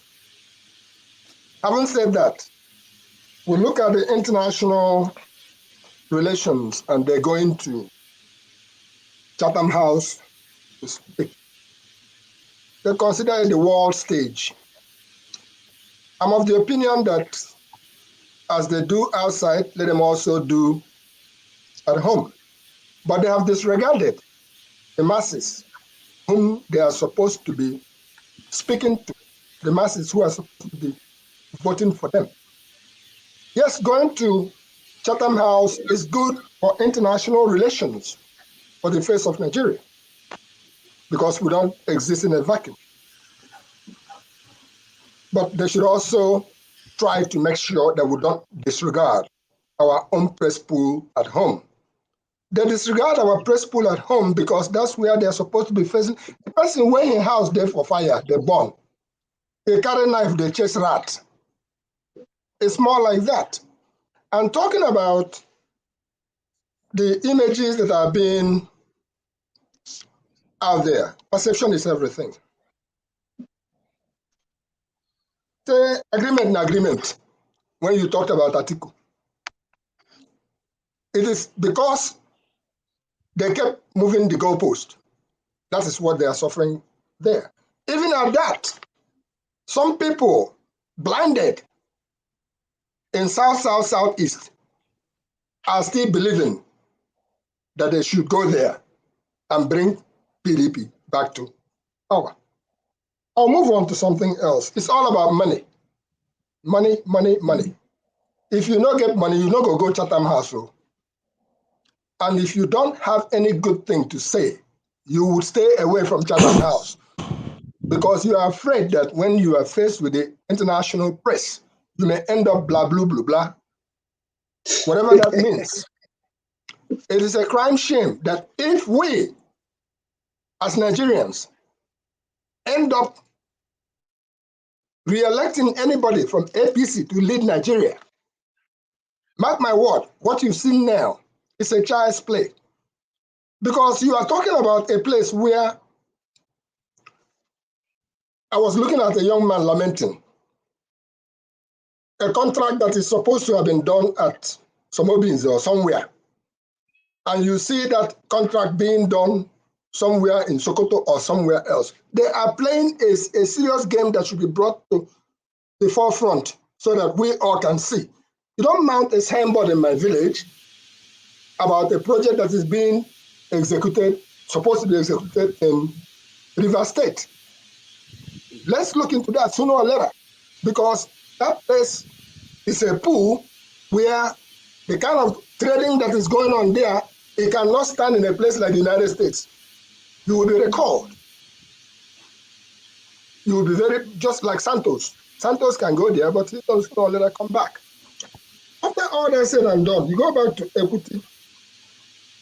As far as equity is concerned, let me introduce something that will probably shock you all. All of us here, we know we are cap for head, and we can be able to relate to ourselves. But immediately I carry this cap put for my head, the dynamics change. It changes automatically. It's an appeal that I'm making to Nigerians for us, first of all. If you notice Peter B, for instance, as he was going around, the man came out plain and simple as he is. And we all saw that. As he kept on going around, I understand that if you go to Benue, you do as the Benueans do. What Kwankwanso should be doing at this point, even though everybody in the race now believes they can win. Come on now, think about it. Mark what is going to happen. Kwankwanso would most likely collapse his campaign into the LP in the dying days of. They will not tell you, because if he comes out and says it now, his people may stone him. That is one thing we got to get out of that country, for anybody to stop believing that it must be me. Because mark my word, some of us who have been on the fence, if you go on and you play Ojoro, as they've been planning to, They think it's all about money. Buy everybody, buy everybody. You play a Joro this time around, and we don't hold a credible election. Mark my word that Nigeria will no longer be what we know it to be going forward, because you have more trouble than you have now. All right. Thank you. Let's CM. Okay, thank you, Rudolph. What is the meaning of that? Yes, okay.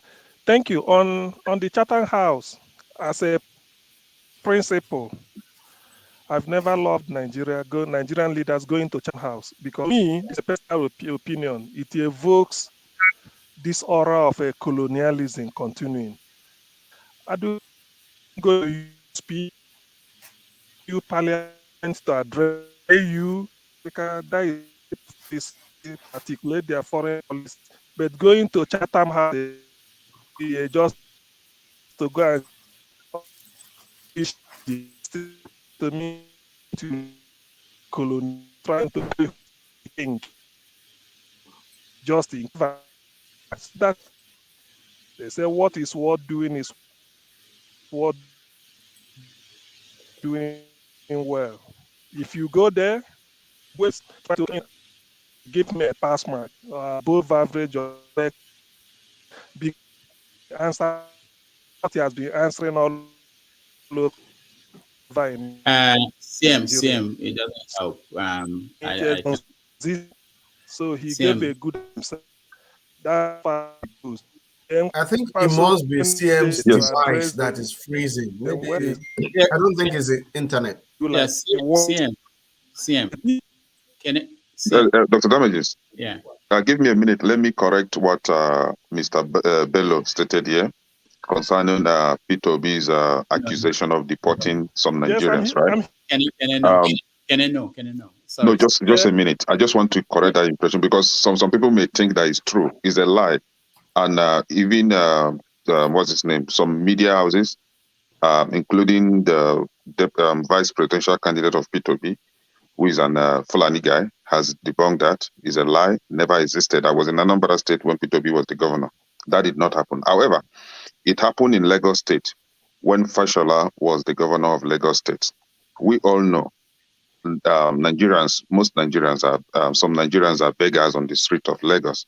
But for you to come out, for Fashola to now insinuate that the Igbos, that the people he deported were beggars, we all know that the higher percentage or the higher rate of beggars in Lagos State comes from the north, the Hausa Almajiris. They are the beggars on the street. But he kind of singled out Igbos and deported them, which in 2014, the same Fashola came up and apologized for doing that kind of atrocious act against the Igbos. So that being said, Basic Express, I like what you said, but I will prefer Kwankwaso to continue.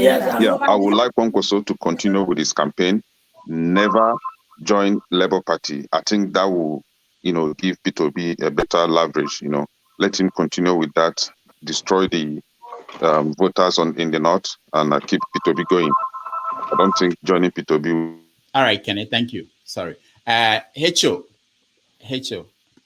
We're rounding up. We have to go. Thank you so much for joining us. Our people. Did you watch? Good morning. Good morning. Did you watch the speech? I did. Okay. Now I can listen to you. First, I commend him for the speech. Okay.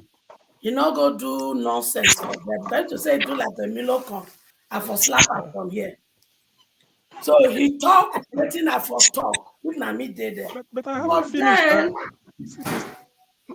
But then I did expect all of them. It be like say the slave mentality never come up for their head. Emilio, must they go to Chatham House to go tell them say we continue to be slaves before we go to election? How many of these people they come to us? I mean, we not get Chatham House for Ajegule. How many of them don't come to our Chatham House for Ajegule? Come talk to us before the election. So this mentality of slavery of the black man It's annoying. As we smart and intelligent reach, we still subject ourselves to perpetual slave. Anyway, special announcement to them in Chatham House. Now this 2023 election, now go see our foolish Bugatti leader go come to now before our election. Come 2027, when my children go take over, none of them that come from my lunch go come chatter that come tell una say we wan contest election. Na like this we wan do our country. Una dey craze for Chatham House o. Now we dey do decision with una. How una dey rule una Queen City abi na America? This nonsense will stop. We are smart. We are intelligent. We are queen and prince. We are kings and we are princess. That is who we are as black people. And I will refuse you people to continue to define us. We will write our own story. We will tell our own story. We will define ourselves. Thank you, Echo. Thank you so much for that input. Let me just before I call Janaba to round up for us, let me just say that like what forefathers, the issue about this going to Chatham House. If you look at it this way, how many British people are in Nigeria compared to how many Nigerians that are in Britain or in America? How much money do we give to Britain in terms of grants, loans? How much money they get Nigeria do we get from Britain and America? These are factors you have to consider. If Nigeria opens its hands and borrow money from Britain or take grants from them in millions, most likely when they invite you, you go, because if the money stops coming, how do you survive? People don't know Then that. don't take their money. There's no free lunch in this world. We don't. Sri Lanka is Dr. there. Sri we Lankans don't give don't them go. money, There are a lot but of they steal money Bangladesh is from there. us. Malaysia is They there. They don't steal a come lot from to, us. to come and brown nose here.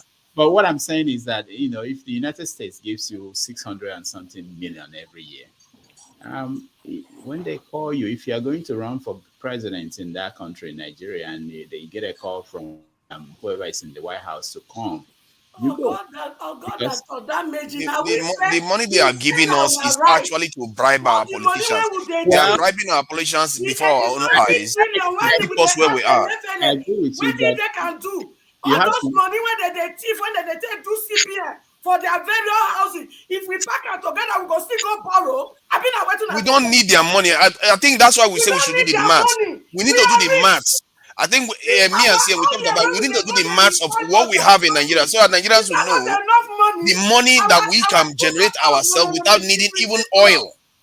UK All right, doesn't have oil. all right. Thank you. They use their money to It's see. my fault. We go review all the salary of the senators. It's They my will fault. start I was collecting just going minimum to wage. just pass They be across a small thief. thing. We go stop their pension illusion when they create. We go stop everybody in a minimum wage 30,000.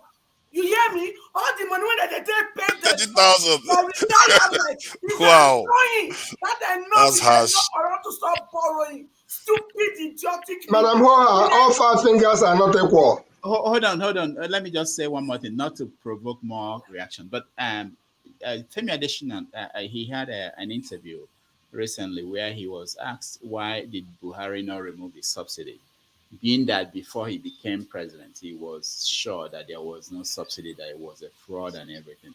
I wish that all of you listen to the answer he gave.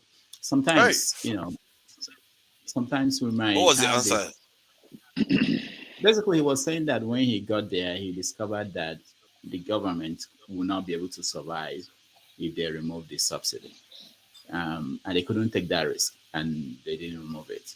So what I'm saying is that sometimes if you stay outside and you see all these things and they're very easy, but when you get in there, you find out that it may not be as easy as you think. If you think that we don't know, if I ask anybody here in this panel, how much money do we get from foreign governments every year? Nigerian government, how much money do we get? We don't know. It may be a lot more than you think. And we don't even know where they apply it into our budget system. And then if No, we they are not giving it to us. They are using. See, most of the money foreigners give to us is goes back to them because the things that they do is their companies that you are actually investing into. The very little actually makes it, and the rest is just to bribe the politicians to maintain policies that favor them. They say these things. They are not hiding it. Go and check their Africom website. They say all these things that they are doing to us, and we just accept it. Okay, all right. Can I? Yeah, Dr. Damages, this is it. Formally, we kind of borrow money from these people. But from where I come from, there is a saying that says "Onyinye kwensu ewelaka ninyege ewelaka ekpenale," and this is what it means. They steal from us, and they now lend us. Do you understand? So if we are able to stop them from stealing from us and recover and being able to recover those money that they have stolen from us, I don't think there will be need for going to them to borrow. And again, if we were able to stop the inflating cost of project, for example, a project that will cost 10 million naira, you see one illiterate that calls himself a senator or a minister, we inflate the cost to 50 million naira. So if we're able to cut this cost, I don't think there will be need for the country going out trying to borrow money from these people. Again, there is one other way that these people are making us dry. You see someone that calls himself a senator, earning about, I think, 2.5 million naira, right? Then there are some other kind of I don't know what they call it. At the end of the day, what single person will be going home with about 20 million naira a month for what? So if we're able to cut all these unnecessary wastages, I don't think there will be need going to these people to borrow money. Again, recently there was a discovery. Hold on. Recently there was a discovery. Recently there was a discovery on how they steal oil from the same NNPC pipeline. Cut that off. Again, it was exposed that even the U.S. government, the U.S. House of what they call it, Congress, are in collusion to this thievery. All right. So the people will still go back and still borrow money from them. The UK are thieving from us. Thank you, Kenny. Thank you. One more. Yeah, so just the two things I want to say. One is that nothing goes, there is no charity in business. The problem we have is a problem of leadership. Whether Chatham House or Grant, they are doing the math. They know every money that comes from Nigeria to UK. And they know that they make more money from illegal means. And they track this money and they use it for investment. But for that to continue, they keep lording over bad leaders for us. So, and that cannot stop until we get it right.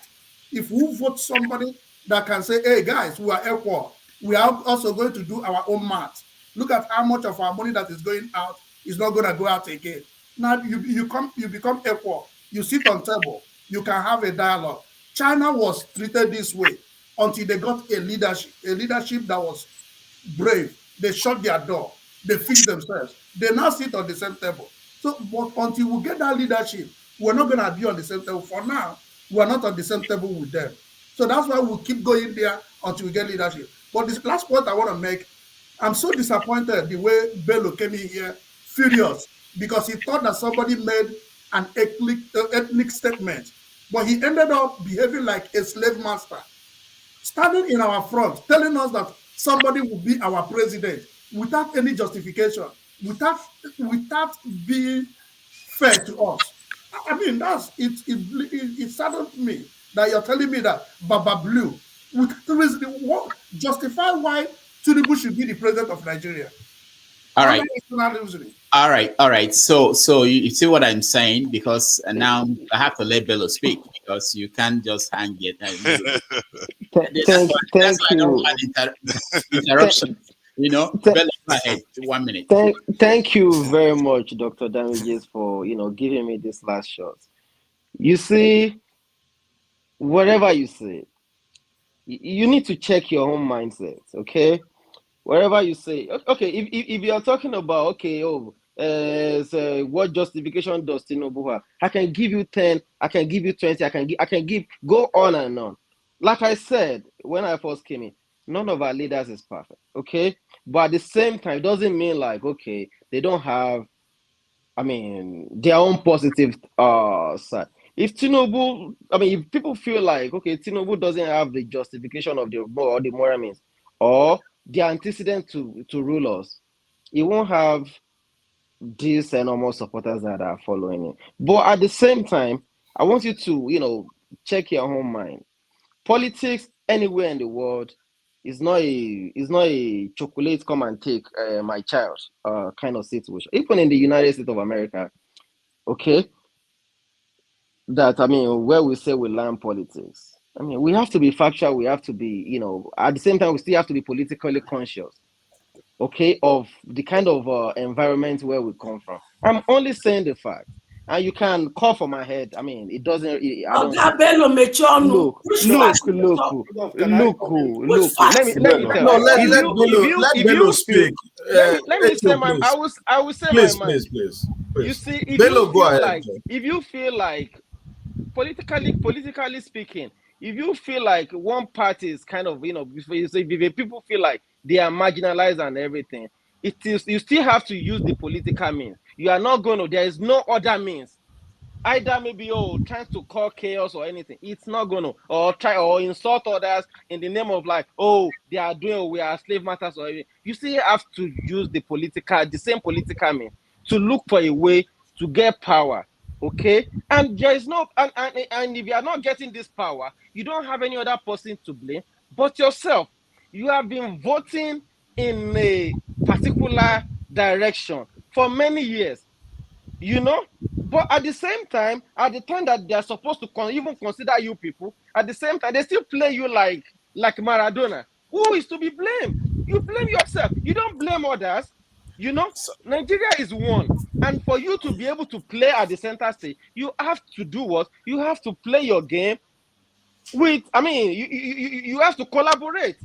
It's not done by, coming in the public spaces and insulting people and, saying, oh, somebody is baba blue. I'm sorry to tell you again, if you don't play your politics right, this is going to continue to happen. I'm sorry to say, if this sounds so insultive to anybody, okay, I mean, if you say, okay, fine, somebody is I don't want to talk about somebody else, somebody evil, somebody. I see myself as a Nigerian first before, I see myself wherever I come from, because I don't live in Nigeria right now. All right. And whoever see me will see me as a Nigerian first. All right. So whatever you're gonna say, you play your politics at the highest stage and stop being a local champion. Dr. Damage, can I say something? No, who is saying no, nobody's saying something again. Janaba, thank you. Welcome to the show. And I'm glad that you're here. Did you watch the speech? You know, I will not watch it. So why are you here then? We are talking As you about must reaction. I'm here because I Janaba, did not hold on. Janaba, hold on. The title is Reactions to P2B. You know I would not watch it. It's the same reaction. It's the same reaction I'm having. It's my own way I'm having that reaction. And you cannot tell me why, because I react to it, that I did not watch it and I have to watch it because you went there. So you can't tell me that. And you send me the link and I have the right to honor you. So don't tell me all of those things. Don't make my blood pressure go up now. I support you, Jonaba. I don't mind Dr. Damage for what? And Oga Bello, make I ask you one question. No. I beg, just one question. No. One question. Ask me next time. I'll come on the show because of you next time. No. I'll put Jesus Christ. Janaba, so I know you didn't watch the speech, but what do you think about it? Where he was, where he was talking, there was a place he was talking about Jonaba, and he said that Jonaba that appears on. What do you think about that? I don't care what you say about me. So what do you want to say? Where is Jonaba? Okay. So what do you think? Okay. First of all, Rudy, thank you for you send me a link, and you always ask me why am I here? Why you send me a link?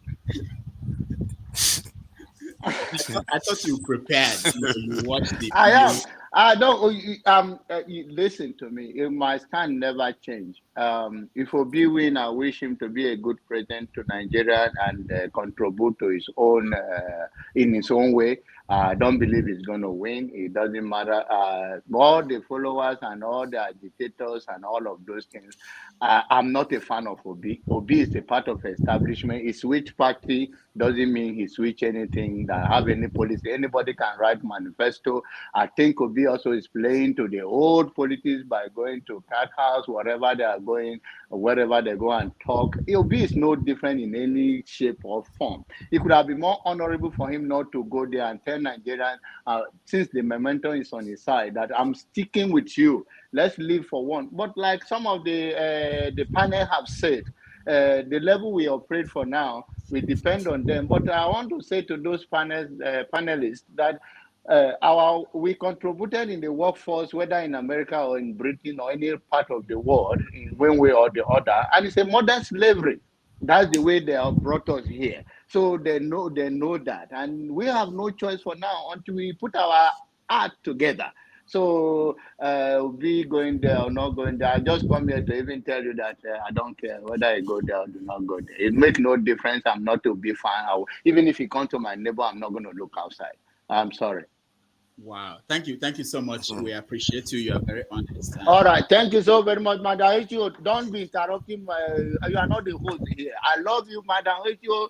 You are the woman that always comes to this show. Me and Dr.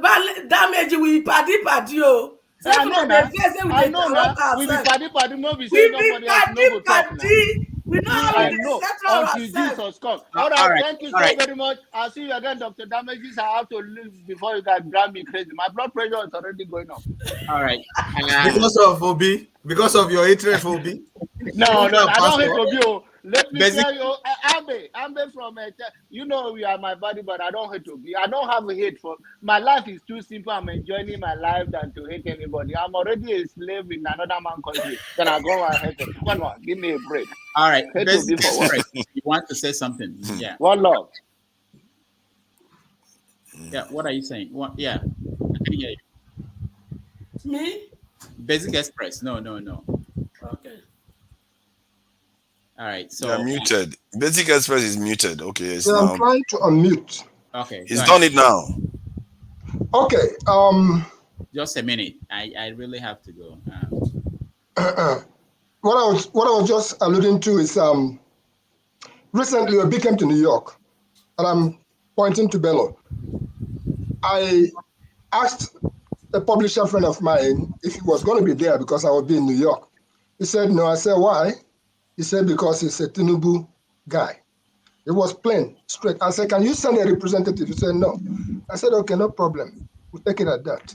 So to Bello, it almost seems when you speak, somebody might even say, is blah blue sponsoring you? Oh well. I didn't mean for you to answer. I'm not asking for you to answer. To whoever I support, so I can make my opinion. We have our right. Express. You see why I don't. Okay, so let me not go there. Let me just say, when we are growing up, we are taught that he who goes a borrowing goes a sorrowing. That's the language that's stuck in our head, and we slugged it out with the little that we have. When we came down to America, for instance, we learned that there is something called a credit system, and we start using the credit system.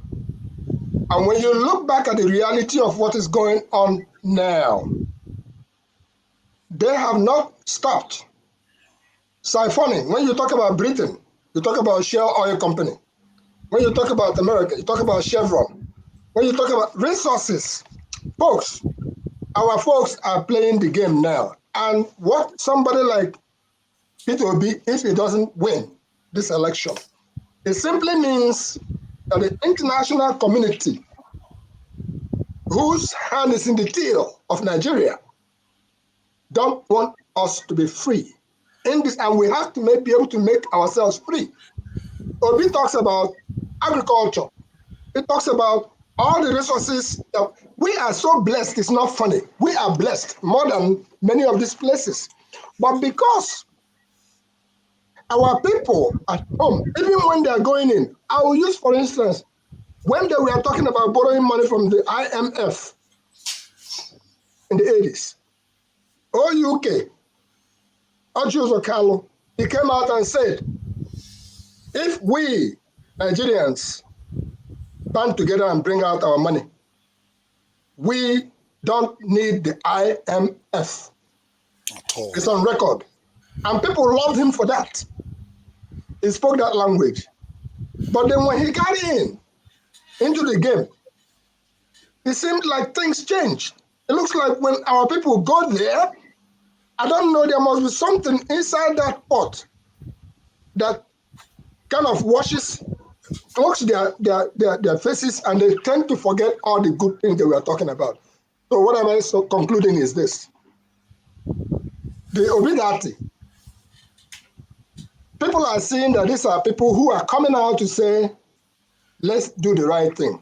And if we are talking about age, I am sure that some of you who are in the young age, your blood is flowing, working faster, your brains are working faster, you are the now generation. You can be able to compete us better in the international level or anywhere Nigeria goes. If we, I say it again, make a mistake and elect people like blah, blah, blue, we are going to be much more in deeper trouble than we are now. So let's do the right thing and elect the younger ones to go into office. All right, thank you. Thank you. That's the position I'm advocating. All right, thank you. Forefathers, thank you so much for joining us today. Let's stop borrowing, please. Austin, thank you so much. Ike, what's going on? I know you. Listen, he hasn't said anything yet. No, he did, but I know he came back and he didn't get it. I have to say something before we go. I'm not going to say anything anymore because. Okay, go ahead. I wanted to ask a question, but Mr. Bello has left, right? He might be Dr. Damage, let me speak to you. Maybe next time I will have the privilege to meet Mr. Bello on your platform. But let me remind you, Dr. Damage, that your platform has grown so much that when people come here to make a false statement, you should be able to debunk that statement. And I think you have given us a lot of opportunity for us not to be tribal bigots in this place. And anybody that comes into this platform who wants to play that card, you are the owner of this platform. You kick the person out. If I'm the person, kick me 1 million miles far away from your platform.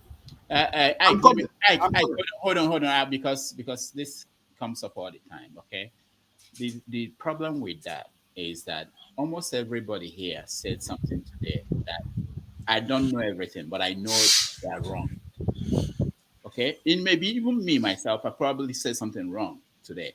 Okay? So if we decide, the problem with that is with censorship is that who draws the line? Let him speak. Okay? There was a time that Kenneth was saying something. He made some references that I knew was wrong. Almost everybody. I could have said something wrong. The hope is that this is a conversation and we have different people and you can correct somebody when you get the opportunity, okay? And if we don't want to stop whatever conversation we are having to fact check everybody, then there won't be anything, we won't accomplish anything. So I don't think that smart people, there are smart people watching at home. They're able to know this is not, when someone says this, that it's not correct, it's not right, it's not wrong, it's wrong, this one is right. And they're able to make that determination themselves. And as much as possible, I encourage people, when you have opportunity, you can correct something somebody said. But we can't just hold on the conversation just to start fact checking everybody. No, okay, thank you. And then we can't kick people out because they are saying something. Yes, no, okay, I accept. Maybe in a classroom in this place where we can't learn. Look at Ekene. Ekene don't change now. When Ekene come before, now Biafra, but today, he don't see reasoning. Yes, so that not vex. This place in a classroom. Everybody go learn by force. We go change our mindset. Madam Hoha, we had a lady in Aba in the 70s. We call her Madam Hoha. with all due respect, I accept what you said. Yeah, I finish Thank you, up. sir. Okay, Yeah, hold I'm on. trying to round up. I'm Let's not say, saying anything anymore. let's say We for are going 5 on. minutes. Listen, let me just leave it for now. All Okay. right.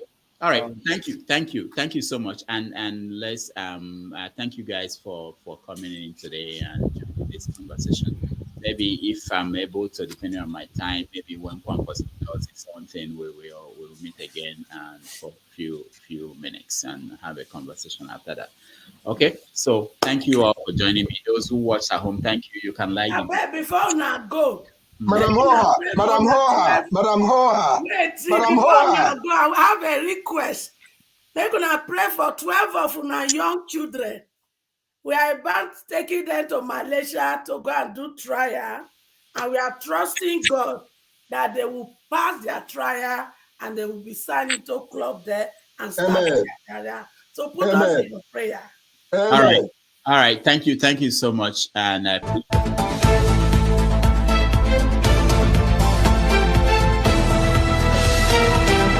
Well done, Europe. all right. Thank you.